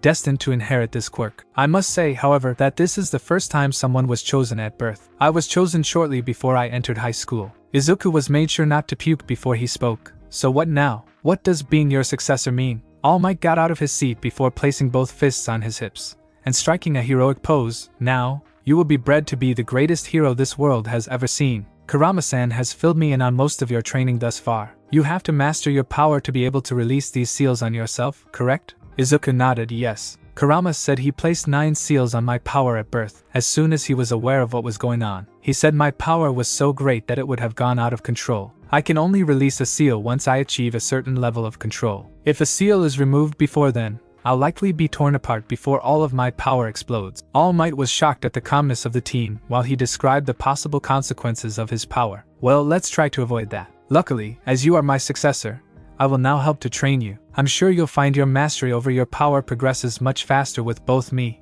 and Kurama-san training you. Izuku had to admit, training with someone as powerful as All Might would definitely speed up his progress. At his current level of power, Izuku would be able to go all out against the hero without risk of seriously injuring him or killing him. The biggest challenge that Izuku had faced in his training thus far was the fact that he didn't have a proper sparring partner, both because his abilities were a secret, and many of his powers were deadly to even most heroes. Thanks a lot. The only place I've been able to test my best moves out so far has been in my mind. Izuku suddenly cut off. Part of his training had been mastery of senses, which he would do when Kurama had him train in his mindscape, then recall everything he could that had happened around his physical body on the outside. Right now, he heard a massive explosion, and panic screams. "We need to go! Something's going on outside." Izuku wasted no time, as he ejected All Might and himself out of his mindscape. He quickly opened his eyes and whipped his head around to the source of the commotion. In the distance was a massive cloud of smoke from what appeared to be a street that was spotted with flames everywhere. Izuku turned to face All Might. However, instead he was faced with a scrawny, blonde, dead-eyed man wearing clothes many sizes too big for him.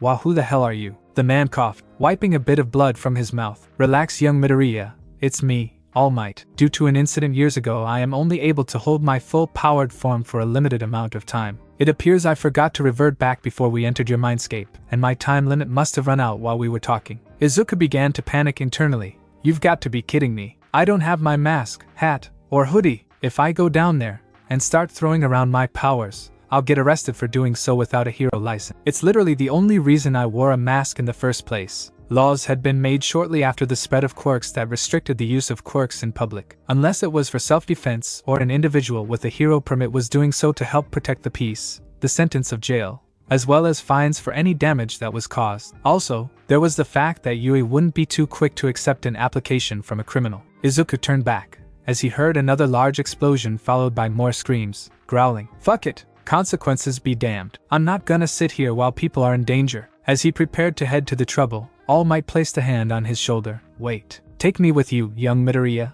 Izuku didn't waste any time thinking, as he nodded, and hoisted All Might on his back, piggyback style. Back at full chakra, Izuku jumped to the farthest rooftop he could, repeating the action, as he headed for the fire. "I'm lucky this guy weighs next to nothing in this form. I hardly feel like I'm carrying him at all." After a minute of leaping across the roofs, Izuku landed with All Might behind the large crowd that was watching the chaos unfold. Izuku quickly got out his school's button to attract less attention. Wanting to get a better look at the situation, he quickly shoved to the front of the crowd. He was met with busted buildings on both sides, fire pouring out of their windows, as well as spots of fire littered down the street. He saw a few heroes doing their best to handle the situation, but only one of them, Backdraft with his water quirk, was having much luck. However, even he struggled, as the fires seemed to be spreading as fast as he could extinguish them. Izuku clenched his fist. "Damn, they won't be able to do this on their own. Stay here, All Might, I'm gonna help them." As he prepared to go assist the heroes, he was halted by All Might's arm in front of him. "Wait, think about this, young Midoriya. It is nearly impossible for criminals to become heroes. If you do this, getting into the UA will no longer be an option for you. There's also the fact that if your peculiar abilities are exposed, the government will likely use your status as a prisoner to try and find the secret to your powers. At least, as a responsible and respectable student at UA, you will be able to use your abilities without such risk. I know that the school and staff will protect you from those who would only wish to experiment on you. I understand how difficult it is to watch this and do nothing, as I am literally powerless to be of any assistance, but you need to think before you just jump in. I'm sorry, young Midoriya, but I can't allow you to intervene." Izuku wished to protest, but found that everything All Might had said was true. By being exposed here, and under such circumstances, he would likely never become a hero, let alone gain freedom, or live a normal life. If he wasn't allowed to master his power, and become a hero, how many future incidents like this one would occur with him being powerless to stop them? How many lives would be lost in the future? Izuku reluctantly nodded, causing All Might to lower his arm. Then, looking back at the chaos, Izuku searched for the source of the explosion. They had been too far in between, and spread out to be accidents. Finally spotting a large figure in the distance, Izuku recognized Slimane, the villain he had fought earlier,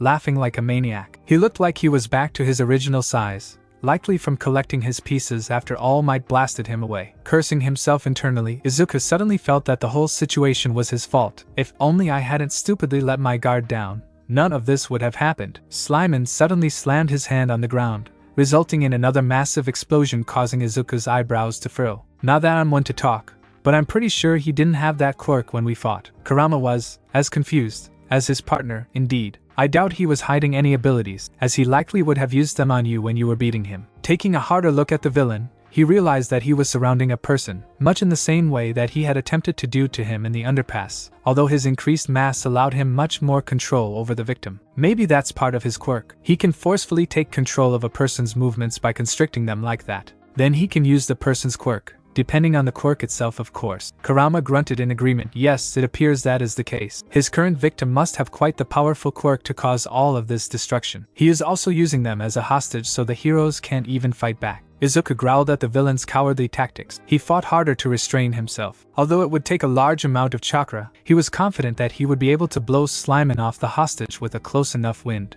Then, Izuku's eyes widened. Wait. That person has an explosion-type quirk they release from their hands, no way. He then tried to make out the figure trapped within the slime villain. He vaguely saw what appeared to be an all-black school uniform, and spiky blonde hair. This left no doubt. The person Slimane was currently using as a hostage, and to wreak havoc was none other than the school hothead, Katsuki Bakugo.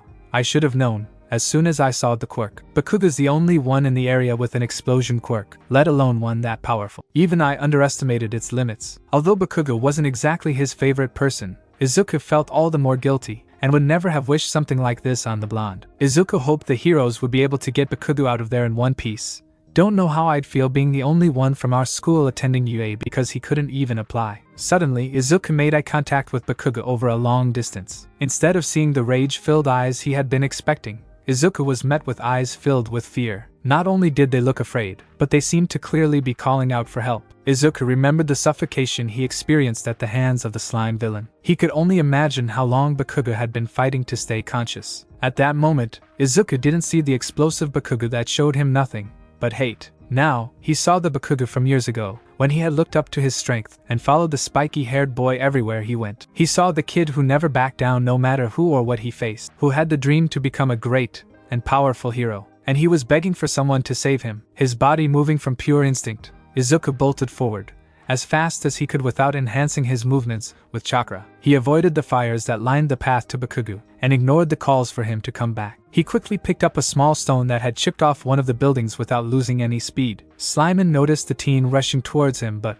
luckily, failed to recognize him without his mask on. Hey, you got a death wish, kid? Well, let me give you a hand. Slimane pulled Bakugo's arm back, and prepared to blow Izuku to kingdom come. Praying he was right, Izuku chucked the rock at the villain's eye. As soon as it made contact, Slimane shrieked in pain, as he brought his hands to his eye, proving that his eyes were indeed a weak point despite attacks passing through the rest of him. Izuku wasted no time, as he grabbed onto Bakugo, and proceeded to pull him, as hard as he could, adding a bit of chakra to boost his strength. He was still hoping that he could save Bakugo without revealing his powers. As soon as Bakugo's mouth was free from Slimane's grasp, he began to yell, "What the fuck are you doing, you dumbass? Get the fuck out of here before you die, you quirkless bastard." Izuku, without letting go, shouted back, "Shut up, and help me get you out of here, you ungrateful piece of shit. I'm not about to just run back now." Bakugo would have punched him if he could move his arms. "Who the fuck asked you for your help? How stupid can you be? Why would you try to help me?" Izuku looked at Bakugo while he pulled even harder.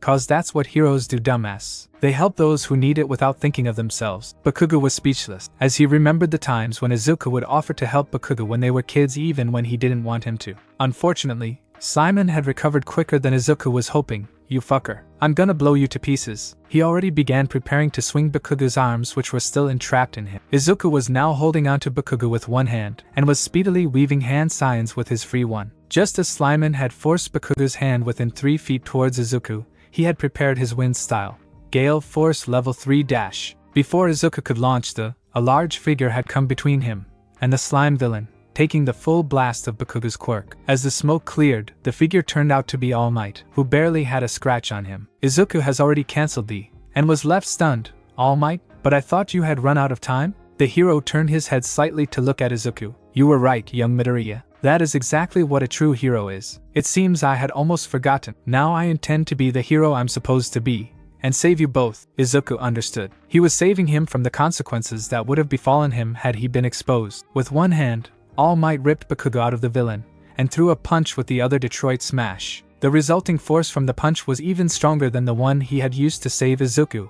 Holy shit. I knew he was strong, but this is getting ridiculous. Slimane was completely blown away, as the punch also put out all of the fires in the street. All Might was breathing heavily, as he wiped some blood that had trickled down his mouth. Then, rain began to fall from the sky. The force of the punch had been so powerful that it created an updraft that created rain clouds over the area. Everyone was in awe of the world's greatest hero and his unbelievable strength. Soon, everyone began to cheer, "Go All Might! We knew you would save us! No villain can stand up to All Might!" All Might simply turned to look at the stunned Izuku. "Thank you, young Midoriya. I was only able to pass my limits because of your display of true heroism." Izuku attempted to swallow the pure shock that seemed to be stuck in his throat. "Why yeah, anytime." All Might let out a hearty laugh before coughing. "I wish I could stay, but if I do I'll end up reverting back into my true form in front of everyone. I'll talk to you soon, young Midoriya." Izuku nodded, realizing the pure strain that All Might was going through just to maintain his form. All Might quickly leaped off, much to the disappointment of the crowd. Izuku simply got down and lay on the ground. He glanced over at Bakugo and saw that he was unconscious. He then looked at the sky before closing his eyes, letting the rain hit his face. "This day has been too much. I need a break." Time skip, 1 hour. Izuku was headed home, as the sun was going down. After the heroes ensured that everyone was alright, and collected slime in a few plastic bottles, they continued to praise Bakugo for his bravery in resisting the villain for as long as he did, as well as the strength of his quirk. While they lectured Izuku on the recklessness he had displayed rushing in like he had. While he had somewhat expected such a reaction, he still found it irritating how stupid the heroes sounded. In the end, they let him off with just a lecture after he said he wouldn't do anything like that again. Izuku likely could have been home already had he taken the rooftops instead, but decided that he needed to slow down for the day. As he was walking, he suddenly heard very loud, very angry sounding footsteps approach him. Could footsteps even be that angry? Turning around, he saw that it was Bakugo, who had his hands in his pockets and the usual glare on his face. "Just so you know, you didn't help me. I would have been fine without you or any of those heroes." Izuku was quiet for a moment. Is he stupid? Deciding he didn't have the energy to argue, he just shrugged. "Sure thing, Bakugo. No doubt about it." Bakugo clearly heard the sarcasm. "I'm serious, you bastard. I'll show you when I'm the top hero in the UA. Someone like that would never need help." Izuku smirked. "We'll see. Don't think I'll let you take the top spot that easily." Bakugo just huffed before turning around and stomping home. Izuku noticed that he hadn't yelled about a quirkless person like him not even being able to get into U.A. After some thought, Izuku had come to a conclusion. "You know Kurama? I think that Bakugo might end up becoming an interesting rival in the future." Kurama, although annoyed at the mention of the blonde, acknowledged Izuku's observation. "I agree. If he wasn't such a hot-headed fool, he might have even made a good companion." Izuku nearly laughed out loud, like he'll ever not be a hothead. Kurama chucked. "Come on, Kit. Let's get home. I'm sure Tsukachi-san is worried about you, and the last thing you need is half the police force looking for you." Izuku smiled at the thought of his sometimes too caring older brother Naomasa Tsukachi. Despite not being related by blood, Tsukachi had cared for Izuku the past 10 years more than any older brother could be expected to. "Yeah, the sooner the better. I'm beat." Kurama, realizing just how much his partner had been through that day, decided to lighten his load. "Just relax when you get home. We'll pick up training later on this week. No purpose in pushing you beyond your breaking point. Plus I'd say you've earned a rest." Izuku sighed in relief, as Kurama nearly never relented when it came to training. Perfect. Izuku continued home, anticipating the shut-eye he would finally be able to get after the long day. Izuku had made it back home, exhausted beyond relief. He was fully prepared to collapse on his bed and not wake up until the day of the entrance exam. He placed his shoes at the entrance before announcing his presence. "I'm home. Have you heard of Tsukachi and I-san? I'm here. I'm cooking dinner. Why are you back so late?" Izuku unconsciously smiled at the voice of his adoptive older brother. Naomasa Tsukachi, the detective that had been at the scene when Izuku's mother had died, had, after many legal procedures, managed to get custody of the young, saving him from having to enter the adoption system. Although Izuku was worried about having to live with a stranger, his fears soon proved baseless. Tsukachi had given Izuku space to grieve over the loss of his mother, and been a kind caregiver since Izuku began living with him. He had made sure to support Izuku in every way a guardian should, and, after some time, Izuku had come to see Tsukachi as an older brother. Tsukachi had also come to love Izuku as his precious younger brother, even being very overprotective at times. He had been worried, as Izuku was quirkless to his peers, and on paper, the only ones knowing of his true identity being All Might, the chief of police, and Tsukachi himself. Tsukachi had nearly taken out his cuffs and gun when a group of children had excluded Izuku on the playground. Surprisingly, Izuku had been the one to stop him from being too rash. Speaking of which, Izuku has clearly heard the worry in his older brother's voice, and was honestly tempted to answer, "Oh, just finding out I'm supposed to succeed the world's top hero, and symbol of peace after nearly dying. Kind of a slow day. How about you?" However, He was sure that Sakachi would immediately hunt down Slimon and terminate him with extreme prejudice if he found out what had happened. Izuku decided to keep it simple, just hanging around town, decided to relax, it being the last day of school, and all. Izuku, knowing it was as far from the truth as it could be, felt a pain in his chest for lying to his older brother. He didn't enjoy lying to Sakachi, but he did feel it was necessary. The last thing he wanted to do was bring trouble into his life. Sakachi, who was peering into a steaming pot on the stove, seemed to be satisfied with the answer. Dinner will be ready in a few minutes. I decided to make some of Sakachi's famous ramen in celebration of your graduation. His older brother was smiling kindly at Izuku with nothing but pride shining in his eyes. Izuku was overjoyed on the inside. Sakachi may not have been the best cook, but after he found out that Izuku had been frequently stopping by the ramen shop near their apartment, he immediately went to work at perfecting the dish. Izuku smiled back, "Thanks, Anai-san. I'm gonna go take a quick shower before dinner." Sakachi answered without looking up from the pot, "Sure thing. Don't take too long or I might eat the whole thing myself. Today's ramen is a good batch." Izuku nearly felt fear at his brother's statement, and quickly rushed to the bathroom after dropping off his backpack and grabbing his towel. After locking the door and starting up the water for the tub, he then carefully took off his school button-up and white undershirt. He sighed with relief as he checked his left arm. The cut that Slimon had left on his arm had long since healed, and all that remained was a fading scar that would be gone within the next hour or so. Thanks to being bonded with Kurama, Izuku's healing rate had accelerated significantly. Of course, he was nowhere near immortal. A wound to somewhere like his head or heart could easily lead to his death. Izuku thought of the sheer amount of things that had happened that day. He nearly got a headache at the thought of it all. However, he couldn't bring himself to be too shocked at it all. It explained why his abilities were so unique, as well as Kurama's presence within him. He found himself smirking at the thought of getting to spar with All Might of all people. Izuku wasn't so foolish to believe he could take on the symbol of peace himself, but he was excited at the thought of not needing to hold back. Even with most of his power sealed, Izuku's current abilities were not to be taken lightly. Used recklessly, and it could still easily take a person's life. While Izuku had progressed greatly in his mindscape with everything Kurama had taught him so far, as well as the difference they had developed together, he still needed to practice things in the physical world so his body could get used to his current level of power and progress. Since he had lost his usual training spot 7 years ago, Izuku's training had hit a brick wall. He and Kurama were training in the nearby forest. It was a public place, but large enough that they were both fairly sure they wouldn't be caught, as long as they didn't do anything too showy. Kurama had told Izuku that he wanted to try and give him the tiniest bit of his power. He said if it was successful, it could prove useful if he had access to a boost of power during a losing battle. Izuku had agreed. He had a general idea that Kurama held a huge amount of power based on their interactions so far, and knew that access to even a bit of such power could mean the difference between life and death. However, the moment Kurama's chakra made contact with Izuku's, it began to flow into him uncontrollably. Kurama immediately began to panic. Izuku definitely felt the huge power boost he received, but he also felt an intense amount of rage, and savagery filled his entire being. His whisker marks grew more profound and ragged, his hair became more disheveled and wild. 4 of his teeth, 2 on the top and 2 on the bottom, grew long and fawn-like, with the tops being slightly longer, and his eyes turned crimson while his pupils changed to that of a fox. Kurama had been yelling to Izuku to calm down and control himself, but it all fell on deaf ears. Izuku's chakra became red and very visible as it swirled around him violently. The sheer force of his chakra caused the trees around him to shake. After that, Izuku saw nothing but red. Once Izuku had woken up, he was met with destruction all around him. Broken trees littered the ground, as well as many small craters. He also saw what appeared to be claw marks in many of the fallen trees. Izuku had managed to escape before anyone showed up, but later saw the destruction on the news. It was then stated that the area would be given more security and surveillance to avoid future incidents. Thus, Izuku had lost the one place he could freely train. Since then, he had been stuck with mindscape training and, more recently, a few vigilante runs. However, Izuku still had to hold back more than he'd like on these runs. He was trying to be a hero after all, so killing and or seriously injuring a villain was kind of a no-no. That, and many of the villains he ran into were no more than small-time crooks that never really provided much of a challenge to him. So, after all this time, Izuku still only had one seal unlocked, though he did feel the second was close. Realizing he was getting lost in his thoughts,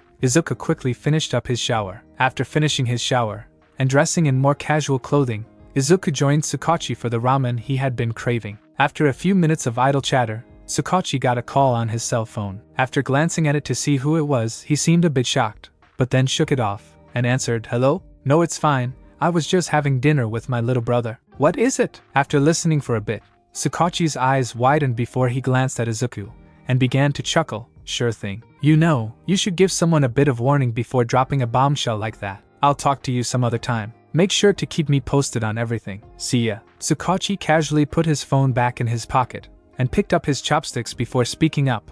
All Might-san told me to let you know he will meet you for training next week on Saturday at the ramen shop Kurama told him about at 10 a.m. sharp. He then continued to eat casually, as if he had just commented on the weather. Izuku, on the other hand, accidentally inhaled the ramen he was eating, and began to choke and sputter. Why cough, wait, cough, what? Why are you not surprised at any of this? Did everyone talk to Kurama while I was out? You've got some explaining to do, Nii-san. Tsukachi simply laughed. Do you want the short version or the long version? Izuku simply rubbed his temple with his right hand while he sighed. The short version. Tsukachi nodded before clearing his throat, and speaking. Me and All Might have been close friends since shortly after I became a detective. Only him, the chief of police, and myself know about your peculiar circumstances. While I wasn't sure on the specifics of your abilities, I was sure you had discovered them by now. I haven't spoken to this Kurama-san yet though. All Might told me about him. Giant humanoid fox, huh? Sounds intimidating to say the least. Izuku was dumbfounded. So, you're fine with all of this? Me training with All Might?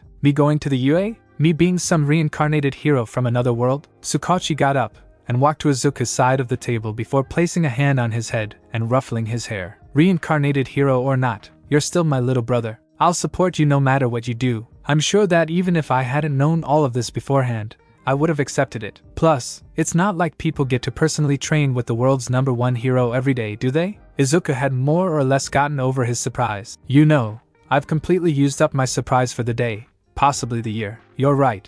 This is a great opportunity. Hopefully I'll be able to release my second seal before the entrance exams. I don't want to just pass. I want to be the undisputed best. Tsukachi smiles with pride. I have no doubt you will be. But what is it about these seals you're talking about? All Might-san didn't really get into detail about your abilities. Izuku smirked, ready to blow Tsukachi's mind by telling him all he could do. Well, the seals basically limit my power while I train too. Time skip, Saturday. Izuku had woken up bright and early, as per the request of Kurama. Unfortunately, Izuku was not exactly a morning person, at least not at 6 in the morning when he was supposed to meet someone at 10. He still had about 2 hours before All Might was supposed to show up. Izuku was sitting in the ramen shop in front of a piping hot bowl of miso ramen, rubbing his eyes. Ugh. Why did I have to get up so early again? Kurama had been dodging the question since the boy had woken up. In a matter of hours, you will begin your training with one of, if not, the strongest being in this world. I may have thought of a way to give you a way to at least dream of inflicting damage on him at your current power, which is why I wanted you to get up early enough for me to at least show you. Now this had gotten Izuku's attention. A way to damage All Might? I was convinced that was impossible for anyone at this point. What exactly did you have in mind? Kurama chuckled a bit before responding. Do you remember my tailed beast bomb? Izuku lost all color in his face at the reminder. You mean that huge-ass chakra ball you fired at me during our dodge training? Yeah, pretty sure I remember it narrowly missing me before destroying the mountain range in my mindscape. You're lucky I was able to repair those, by the way. I can't believe you said that's how powerful those things are in real life. Wait, you want me to use that on All Might? How could I even do that without access to your power? Hell, how could I use it without wiping out a city every time? Kurama could feel the anxiety from his partner, and decided to elaborate. Relax, Kit. I don't intend for you to access my power for this or make one quite so powerful. I was thinking that you could try to mimic my tailed beast bomb. You'll likely create a technique all your own instead of an exact replica. But if we are successful, you will have an extremely powerful, as well as destructive new to add to your arsenal. Hopefully you will be able to develop the same amount of control over its power as I do over my tailed beast bombs. Izuku had trouble wrapping his head over exactly what Kurama was asking him to do, but began to see the logic. Although Kurama's chakra was much more potent,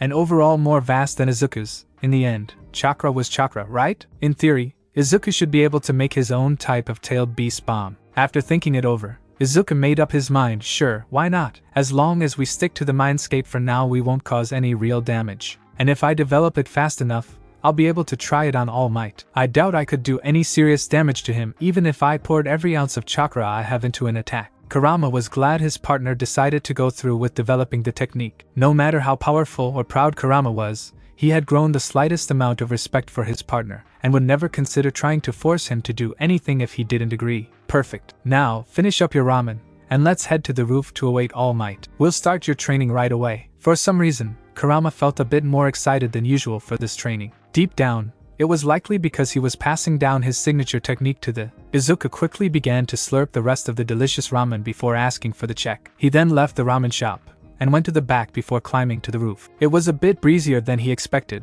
but luckily he had brought his favorite tracksuit. It was mostly black with dark green stripes going down the sides. He then made sure he was out of sight from anyone attempting to come up or from any nearby rooftops. After finding a comfortable position, he sat down, as if to meditate, and entered his mindscape. He was met with a waiting Kurama who was sitting calmly in the grasslands in front of him, his 9 massive tails swaying behind him. Izuku immediately went to stand in front of him. So, what's first? Kurama simply replied, watch, and then opened his mouth revealing his many sharp teeth. Then, directly in front of Kurama's mouth, hovering in the air, a dark purple ball of chakra began to form from the many smaller blue and red orbs he was releasing. After a few seconds, Kurama stopped releasing the orbs, and the last of them went into the now Kurama-sized purple sphere. The whole time Kurama had been forming the attack, Izuku had been shielding his face from the winds that were being whipped around due to the sheer power that was being released. However, doing as instructed, Izuku kept his eyes trained on Kurama and the attack, as this all was happening. Then, Kurama seemed to brace himself before he shot the technique into the forest. It zoomed through the trees, flattening any that were even near it, before it suddenly exploded after it was several miles away. The light was blinding,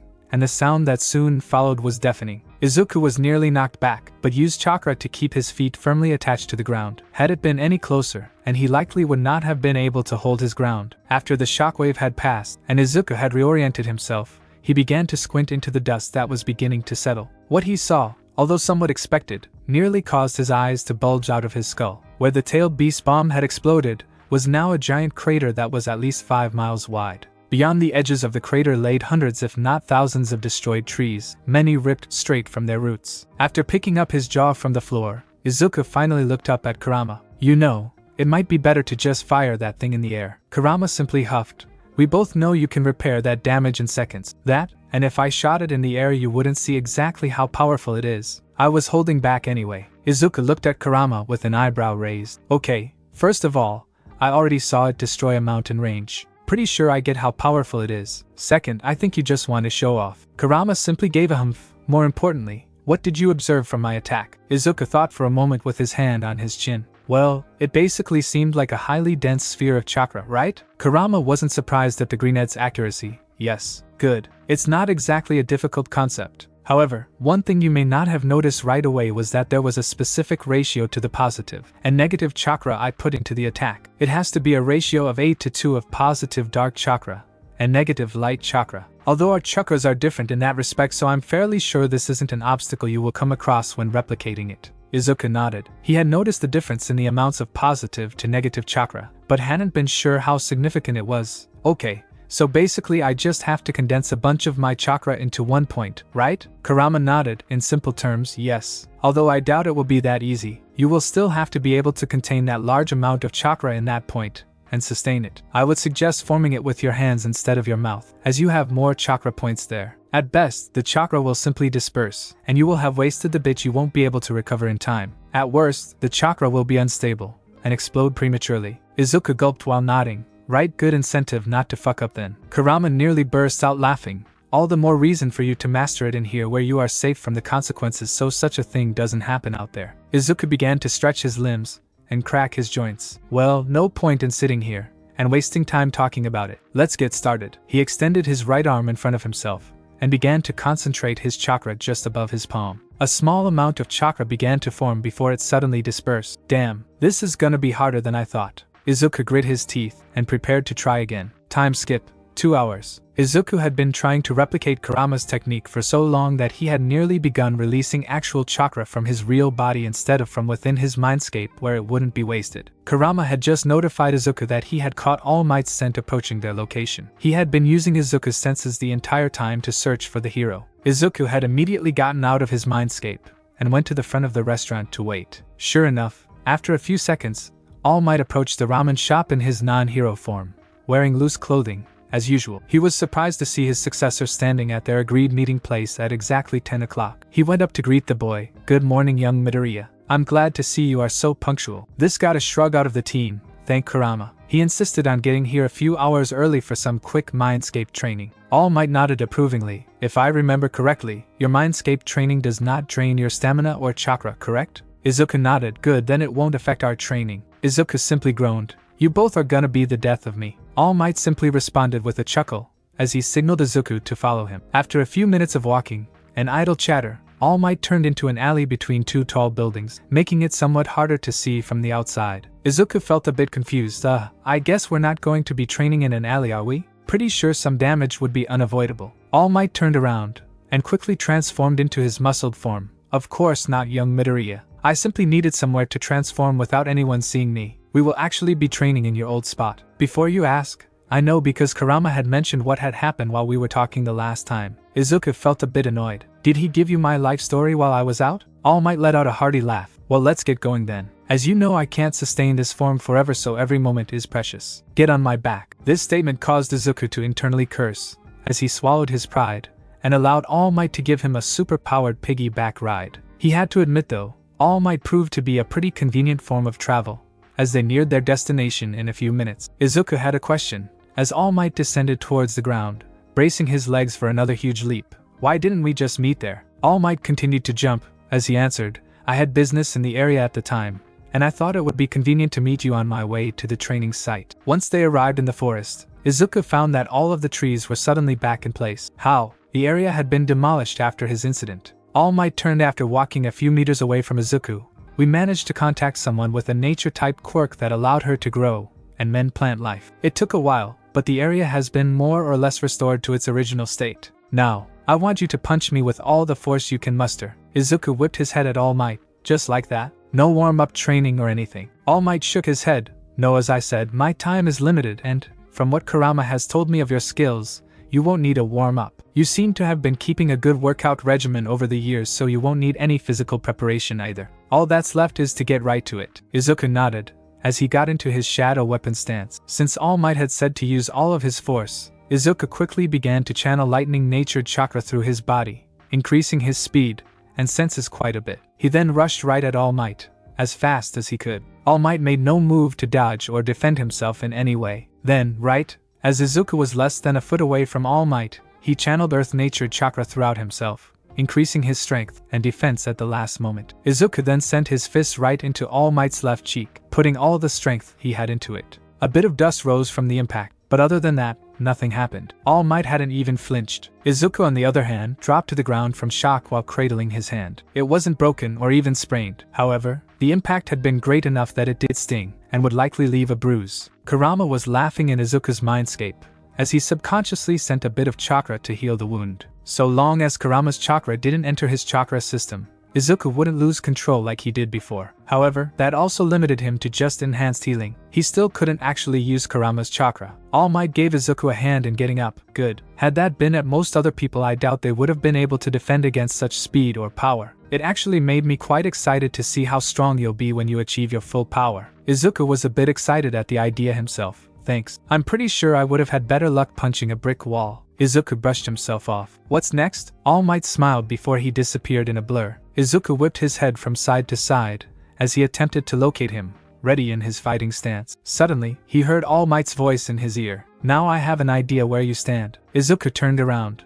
as he jumped away from All Might, who had appeared right behind him. I didn't even sense him. All Might stood up straight before speaking. Okay, I think I have a training schedule worked out. For 1 full hour, you will practice using only taijutsu. Then, for the next hour, you shall practice your ninjutsu on me to limit the destruction that is caused, and so you won't have any fear of hurting anyone. We will meet here every day at 10 a.m. for training, and I shall assign days off if I see any indication that you are pushing yourself too hard. I would also ask that you train with Kurama for 1 full hour before we meet, and 1 hour after in your mindscape. Izuku understood All Might's logic completely. The added training in his mindscape before would allow for a proper warm-up, as well as preparation of any he wanted to test, while the post-training would be to go over anything he and Kurama noticed, and try to improve whatever he might be lacking in. He felt completely pumped. With this kind of training, Izuku was positive he'd be able to get his second seal unlocked by the entrance exam. Izuku suddenly straightened up, put his hands at his sides, and gave a bow. Yes, All Might Sensei. All Might raised his eyebrows in surprise. Sensei? Izuku got up from his bow. Well, I am your successor, and you are the #1 hero in the world offering to train me. I thought Sensei would fit here. All Might seemed to think it over, as he rubbed his chin. Very well then, All Might Sensei it is. Do you refer to Kurama-san as Sensei as well? Izuku simply snorted. If I did, his ego might get too big for my mind. Kurama growled. Izuku simply chuckled a bit. All Might let out a large belly laugh. Well, I suppose how you two refer to each other is up to you. Now, let's continue. We haven't a moment to waste, and I want to get the most out of every training session. Izuku got into his fighting stance once more. Got it. Remembering the speed and power All Might had already displayed, Izuku couldn't tell if he should feel ecstatic or terrified of the next month and a half. This will certainly be an experience. Izuku rushed at All Might with all of his speed, cautious of his opponent's strength. Might as well make the best of it. With a yell full of determination, Izuku prepared to fight All Might, as if his life depended on it. Time skip 1.5 months. Izuku stood, bruised and exhausted, panting, as if he had climbed a mountain after a marathon. His palm was outstretched towards All Might, who had his arms up protectively near his face. Other than a few scuff marks and his clothing, he appeared unharmed. Wow, if I hadn't blocked that, I might have taken a bit of damage. Then he glanced behind himself, but that was some attack. Is this what he was practicing with Kurama-san? All Might was looking at the path of destruction within the forest behind him. Although the attack hadn't managed to harm him, the same couldn't be said for the dozens of trees that had been demolished by the attack. Izuku promptly collapsed on the ground, nearly every ounce of his chakra expended with the final attack. Damn. I guess even with my second seal open I don't have enough to damage him. I had to pour 100% of my remaining chakra into one of those to even push him back. Izuku began to lose consciousness, as one final thought entered his mind. Never really gave this move an aim. Can't exactly call it a mini-tailed beast bomb, maybe I'll call it the Racing. He soon closed his eyes and passed out. All Might looked back at if he keeps progressing like this, he may be ready to take my place not too long after high school. Especially if he attends Udata. He hoisted the boy up, carrying him like an infant in his arms. The hero quickly hopped to Tsukachi's apartment, where he took Izuku and laid him down to rest in his room. They both exited the teen's room, and All Might gave Tsukachi a farewell before he left to do whatever it was the number one hero did in his time off. Tsukachi began to prepare some ramen for when his little brother woke up. 2 more days until the entrance exam. He's already released his second seal, and, from what I've heard, he's much more capable with his powers after having done so. I have no doubts he'll be the world's greatest hero one day. He'll be the one to truly change the world for the better. Tsukachi snorted, as he attempted to contain his laugh. I guess you could even call him the child of prophecy. Nah, that's way too corny. Time skip 2 days. Izuku was standing in front of the massive building where the entrance exam for UA was about to be held. All around him, dozens, if not hundreds, of hopeful applicants were heading inside. Some of them seemed confident, as they chatted with friends while walking. Others seemed terrified, as they timidly walked towards what one might assume was their doom. Izuku showed none of this. He stood in front of the large building feeling a bit conflicted. Kurama finally couldn't take it anymore, and spoke up. What is it? Not getting ready to run with your tail between your legs now that we're here, are you? Izuku grunted in response, gaining a few odd looks from those around him. Like hell I would be scared of this school. I'm just wondering if this is the best plan for us. Kurama was confused. This had been the boy's goal for years. What are you talking about? You've been preparing for this for years. This is a fairly large step in you becoming the world's greatest hero. Izuku shook his head. Just hear me out. I've made more progress in the past 2 months training with All Might than I have in the past few years. If I go somewhere like the UA, I'll be more preoccupied than I would at any other school. If I just go to a regular high school, I'll be able to breeze by in academics like you want, and be able to train with All Might more often. It seems like the best option to me. It's not like it would be the first time a great hero has come out of nowhere. Plenty of heroes are practically unheard of until they make a public appearance after making a deal with a pro hero. All I need to do is hone my skills, get recognized by a hero, namely All Might, and boom, you're looking at the world's number one hero. Thinking it over, Kurama saw the Greenette's logic. I suppose, as long as the result is the same, I don't really care. If this is how you want to go about it, then I will not stop you. Izuku nodded his head as he turned around and prepared to walk away. That is, until a voice stopped him. Hey! He instinctively turned his head and saw a girl walking towards him. She had pink skin, pink hair that was wilder than his own, 2 small horns jutting out of her head, as well as black eyes with yellow irises. Even through her middle school uniform, Izuku could clearly tell she had a generous figure. Although Izuku had seen many attractive girls in his school, even being the object of affection for many of them, he had never paid them much attention. However, seeing this girl walk up to him, a cheerful smile on her face, he found himself with a light blush on his cheeks, and his heart speeding up a bit. The girl stopped, arms reach away from Izuku before speaking. You don't plan on just leaving, do you? Don't you want to at least try to get in first? Izuku tried to recollect himself, as he cleared his throat, I wasn't giving up. I just thought of a better alternative. He felt his cheeks burn a bit more at talking with the girl. At least he hadn't done something as stupid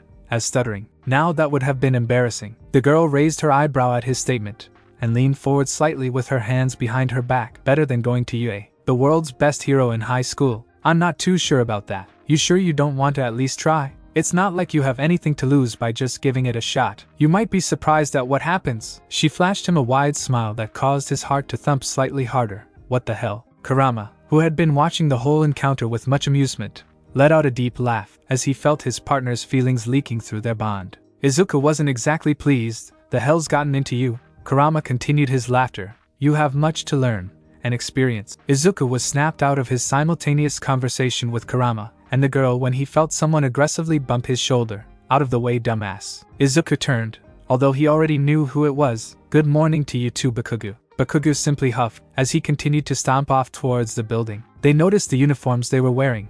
A friend of yours. Did you guys decide to apply together? Izuku was so amused by the thought of Bakugo and him being friendly enough to apply together that he nearly lost the red that tinged his cheeks. Nearly. No way. He despises me. And I'm not too fond of that hothead either. But we are from the same school. The girl seemed to think before she stepped back a step and gave another big smile. I've got an idea. She brought her hand to her mouth and cleared her throat, as if preparing to sing. Hi, I'm Mina. What's yours? Izuku was confused, but decided to oblige Midoriya Izuku. Mina seemed happy at his response, as she giggled. Nice to meet you, Midoriya-kun. Now let's go inside and destroy this entrance exam. Izuku seemed stunned for a moment. Yeah, sure, okay, hey wait. I already told you I don't plan on attending the UA anymore. This only gave Mina a confused look. You're not just gonna leave me hanging, are you? She put on a bit of a sad face and pouted a bit. Izuku nearly lost his breath. It's not that. But I weren't you going to take it whether or not I went in anyway? Mina tilted her head to the side and grinned. Yeah, but that was before we became friends, silly. Izuku tried to speak, but found no words coming out. What's with this girl? He took a deep breath and gathered his thoughts. If you want to be friends and all, that's fine.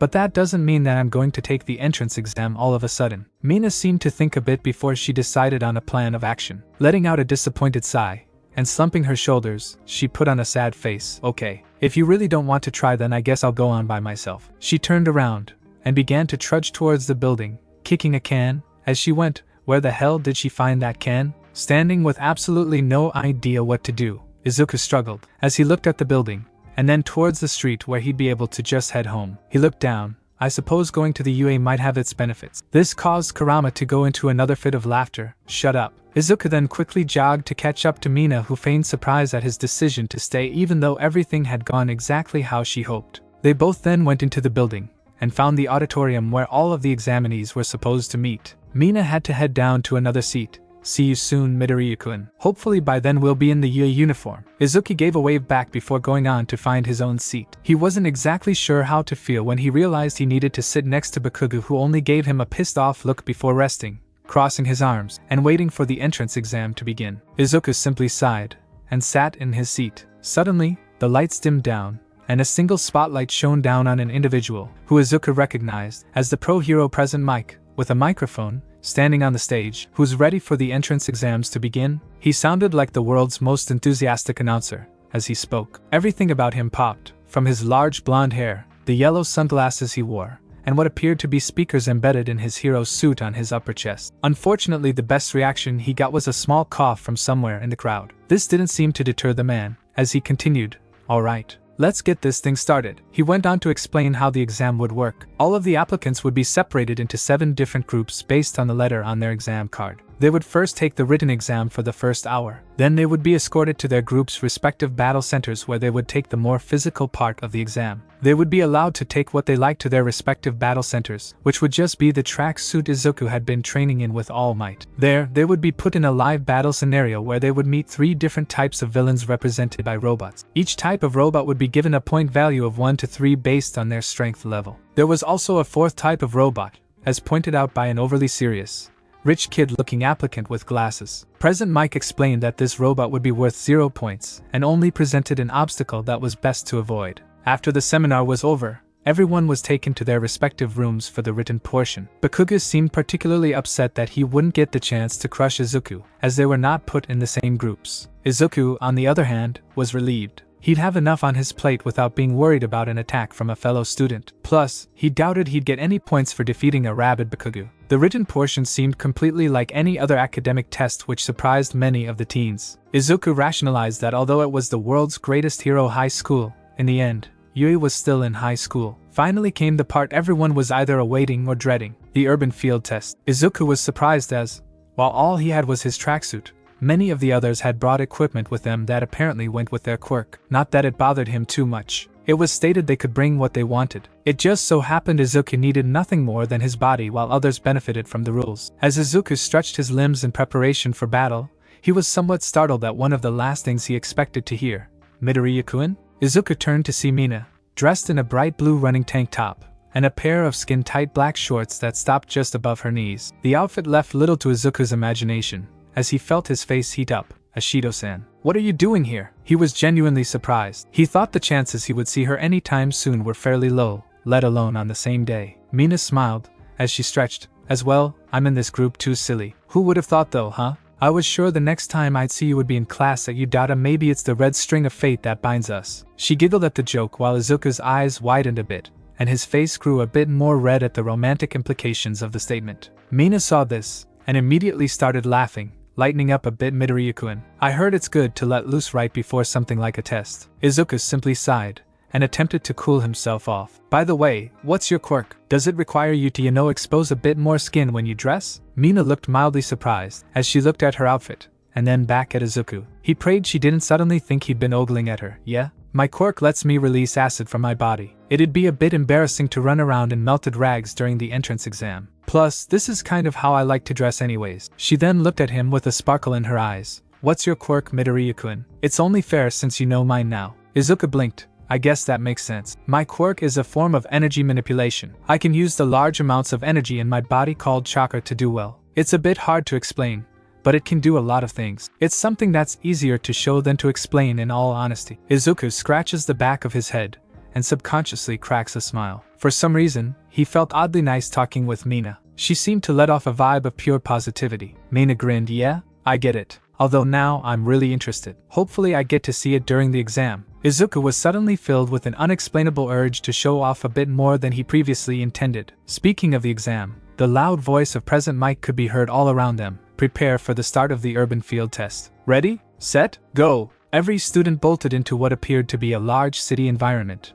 as the huge metal doors opened. Wasting no time, Izuku bolted towards the doors at his full, non-chakra enhanced speed. To his shock, he saw Mina keeping stride with him with little effort. I'll see you after the Midoriya-kun exam. Let's see who racks up the most points. Izuku grinned in response. Alright. I don't plan on losing though. They both went their separate ways through the city. It didn't take Izuku long for Izuku to run into his first opponent. A one-point villain suddenly burst out of a building and into his path. It was around 8 feet tall, but had a thin build for its height. It rode around on one wheel instead of legs, and its arms seemed to be its main form of attack, as they were slightly more fortified than the rest of its body. Hero, I will eliminate you. The robot rushed at Izuku, and attempted to bash him with its reinforced arm. Deciding to test his latest level of chakra, Izuku sent Earth Nature chakra throughout his body. Barely moving an inch from place, Izuku caught the robot's arm. He smirked, not sure if I could have done that a month ago. The robot brought its other arm back in another attempt at an attack. This proved useless, as Izuku pulled the robot's arm back, putting it off balance, and simultaneously brought his leg up, using a powerful kick to tear the arm off. He then swung the arm around at inhuman speeds, and dissected his opponent. Izuku watches, as the robot falls to the ground in pieces, clearly out of commission. This should be a cinch if they're around this strength level. They're very predictable too. Kurama was satisfied with the results of his partner's training. Yes, I doubt anything here will pose much of a challenge. How about this? If you manage to get the most points among all of the applicants, then we'll consider this a success instead of a waste of time. Izuku grinned. His blood began to pump harder at the challenge. Sure thing. Just watch me. Izuku then rushed to an open area where the main battle between the robots and applicants seemed to be happening. He quickly observed the other types of robots. The 2-point villain seemed to resemble the shape of a scorpion with a metal tail that struck relentlessly at its opponents. The 3-point villain was significantly larger than the other two types, and built much more sturdily. Izuku decided to take on a 2-pointer before he gauged the strength of the 3-pointer. He ran to the nearest one without an opponent. He wasn't so cruel he'd resort to stealing others' points. The robot turned to Izuku as he approached it, and prepared its tail, readying it to strike. Izuku raised his hands up, as the tail lashed towards his face. He dodged 3 times in quick succession before he caught it. The robot, realizing the firm grip Izuku had on its tail, shot its head at him. Izuku had hoped for this, as he quickly jumped up and using the force from the robot's strike, kicked off of its head and ripped the tail clean off. He tossed the tail away, as the robot, unfazed by the loss of limb, rushed towards Izuku intent on bashing him with his head. Wasting no time, Izuku used the robot's momentum against itself, and pushed its head into the ground, smashing it to pieces. It stumbled a bit before finally collapsing, and releasing smoke. Now, let's see what these 3 pointers can do. Izuku began to search for the tank-like robots. He didn't need to look too far, as many of the applicants had been purposely avoiding the most difficult robots, leaving plenty for Izuku to choose from. One of the robotic behemoths seemed to target Izuku, as it rushed at him with surprising speed for its size. The robot possessed 2 large heads and 2 powerful arms. He was fairly sure he could stop the robot's blows if he had to, but decided it'd eat up more chakra than it was worth. So instead, Izuku decided to send lightning-natured chakra throughout his body. The robot sent its fist crashing into the space Izuku had been occupying the moment before. Unfortunately for the bot, Izuku was already in the air, spinning, as he stretched his leg out and came down with a powerful kick. His foot managed to break the robot's exterior, but hadn't been able to hit anything critical, as it tried to backhand Izuku, who had barely been able to avoid the blow. 8 minutes left. The voice of President Mike echoed throughout the city. Damn, it's been 2 minutes, and I've only taken down 2 of these villains. Guess I can't afford to hold back too much now. Although he'd hoped he'd be strong enough to come out on top without using Izuku's drive to meet Kurama's challenge far outshone his desire to keep cards up his sleeve. He wasted no time. As he hopped away to gain some distance, his hands became a blur, as he weaved hand seals for his ninjutsu. He then slammed his palms onto the ground, Earth-style, stone spike. Without warning, a large spike made of chakra-enhanced earth shot out from the ground, and ran through the robot, putting it out of commission instantly. Izuku smiled, as he noticed they did not take nearly as much out of him as it would have a month ago. I'll have to destroy a lot more of these villains if I want to get the top score. Guess I'll have to take them out in groups. Izuku charged himself up with lightning chakra again, as he blitzed around the area, tapping the many villains that weren't engaged in combat, getting their attention. As soon as they began to chase him, he headed off to annoy more robots. After a minute, Izuku had a fairly large group chasing him across the battlefield. A few would lose interest and attempt to change targets. Izuku would just tap them some more until they followed him again. Once he'd had most of the robots in the area formed in a murder mob, he turned to face them and began to weave more hand signs. He gave an excited smirk as he prepared one of his latest lightning circuit. He extended his palm towards the mob, which flared up with blue electricity. Then a bolt of lightning shot out from his palm, connecting to the nearest enemy, immediately lighting it up, causing it to spasm. After a split second, another stream of electricity came from the first robot and connected with the one next to it. This continued until the entire mob was connected by a cable of blue electricity, every single one of them shaking and beginning to smoke. Then, one by one, the robots began to explode. Izuku then allowed them to end once the last robot had blown to pieces. Although he had much larger chakra reserves due to releasing his second seal, they had still been incredibly taxing considering the amount of targets he'd used it on. Izuku found himself short of breath as he collapsed to one knee, trying to shake off his exhaustion. Despite this, Izuku smiled. If I don't get in from that alone, then I can't see the UA getting any new students this year. Kurama was very impressed at the effectiveness of his partner's latest. I agree. But remember, we aren't aiming to simply get you accepted. Your goal is to take the #1 spot from the very beginning. Yeah, I remember. Was just glad I was able to handle such a large load, you know? Before training with All Might, a move like that would have killed me for sure. Izuku was nearly in disbelief that he had only released 2 of the 9 seals placed on his power. What kind of monstrosity would his power be once he released all 9? Izuku got back on his feet after he caught his breath, and prepared to take out as many more enemies that his chakra allowed. He was slightly surprised that more than a few of his fellow applicants who weren't busy defending themselves had stopped, and were gawking at him.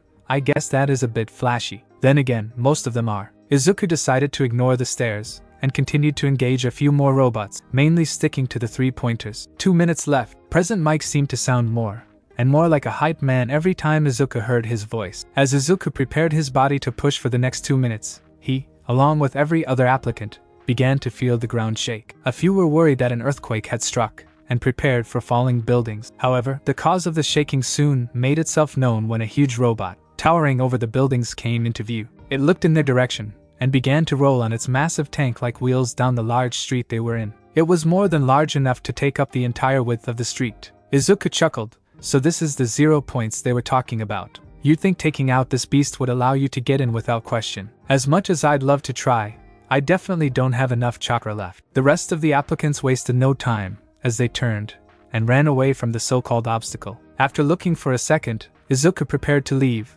as well, hopefully taking out a few opponents that the others had left, as he did. That is, until a flash of pink caught his eye. Squinting into the dust created, as the robot had entered the street, Izuku saw Mina among the rubble of the buildings. Her leg had been pinned underneath a large slab of concrete, but had fortunately been melted, as her acid quirk went to work. Izuku observed the giant robot, and breathed a sigh of relief. Although it was approaching Mina at a decent speed, he was confident that she would be able to outrun it at the speed she had shown at the beginning of the exam. However, his confidence shattered when he saw her holding her leg in pain after attempting to stand up. She couldn't run. Dread filled Izuku, as he tried to think of something to do. He wasn't sure if he'd have enough chakra to get to her, as there were a few straggler robots between them. Just as he looked at her once again, he saw her face. She had a look of fear on her face, but it also contained determination, as she began to crawl away. The biggest thing that struck Izuku was that she was no longer smiling. Without losing another moment, Izuku bolted to her, sending as much lightning chakra throughout his body as he could. He ignored every enemy in front of him,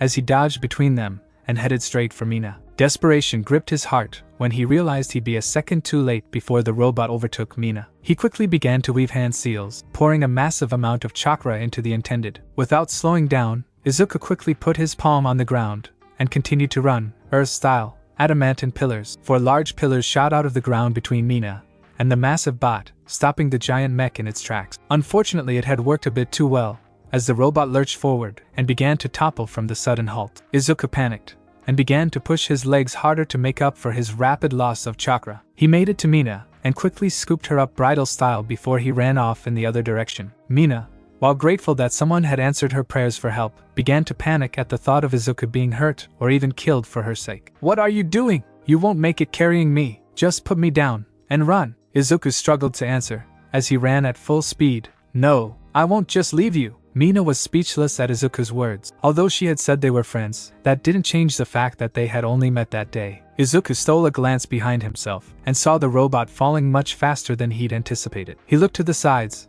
and saw that going into one of the buildings wasn't an option, as they were blocked off by the other bots. Pushing every ounce of chakra he could through himself without losing consciousness, Izuku sprinted down the street. Just as he reached his maximum speed, he was forced to dodge to the right, as a fist of a 3-point villain came into his path. Izuku stumbled and fell, quickly turning so Mina wouldn't hit the pavement. Izuku got up with Mina, but clearly saw that they had no chance of escaping now. He crouched down, putting Mina on the ground, as he wrapped his arms around her protectively, waiting for the robot to crush them. Mina pulled him into an embrace, as tears stained her cheeks. "I'm so sorry." Hurt filled her voice, as she hugged him. "I don't like her being sad. She shouldn't be sad. I refuse to let her be sad." Prying her hands off of himself, Izuku stood, as he turned to face the falling bot that was seconds away from killing them. Holding up his palm, Izuku began to channel his remaining chakra right above his hand, and condensed it, forming a small blue sphere. Mina could only look in fear for Izuku, confused at what he was attempting. Just as the bot was feet away from them, Izuku began to thrust his palm at it, Kurama. Suddenly, the chakra above Izuku's palm grew dramatically, the sphere increasing to the size of a bowling ball, as well as being surrounded by a red-tinted aura. Rasengan! Izuku slammed into the massive robot. The technique erupted on impact, causing a huge explosion and blowing nearly half of the bot into pieces. Mina was forced to cover her face with her arms from the wind pressure caused by the sheer amount of force from the attack. Fortunately, no debris hit either Izuku or Mina, as everything was blown outward and away. Izuku was panting for breath as he slowly turned around and looked at Mina, who was staring in awe at the "You pant okay pant." Mina managed to nod her head in response. Izuku seemed glad with her answer before he collapsed, having lost consciousness immediately after. He had expended nearly every drop of chakra he had, in addition to the quick burst Kurama had shot into him. Izuku had hoped that he could avoid losing control if he managed to use up Kurama's chakra quickly enough. Fortunately, he was right, and hadn't gone on a rampage. Mina quickly got over her shock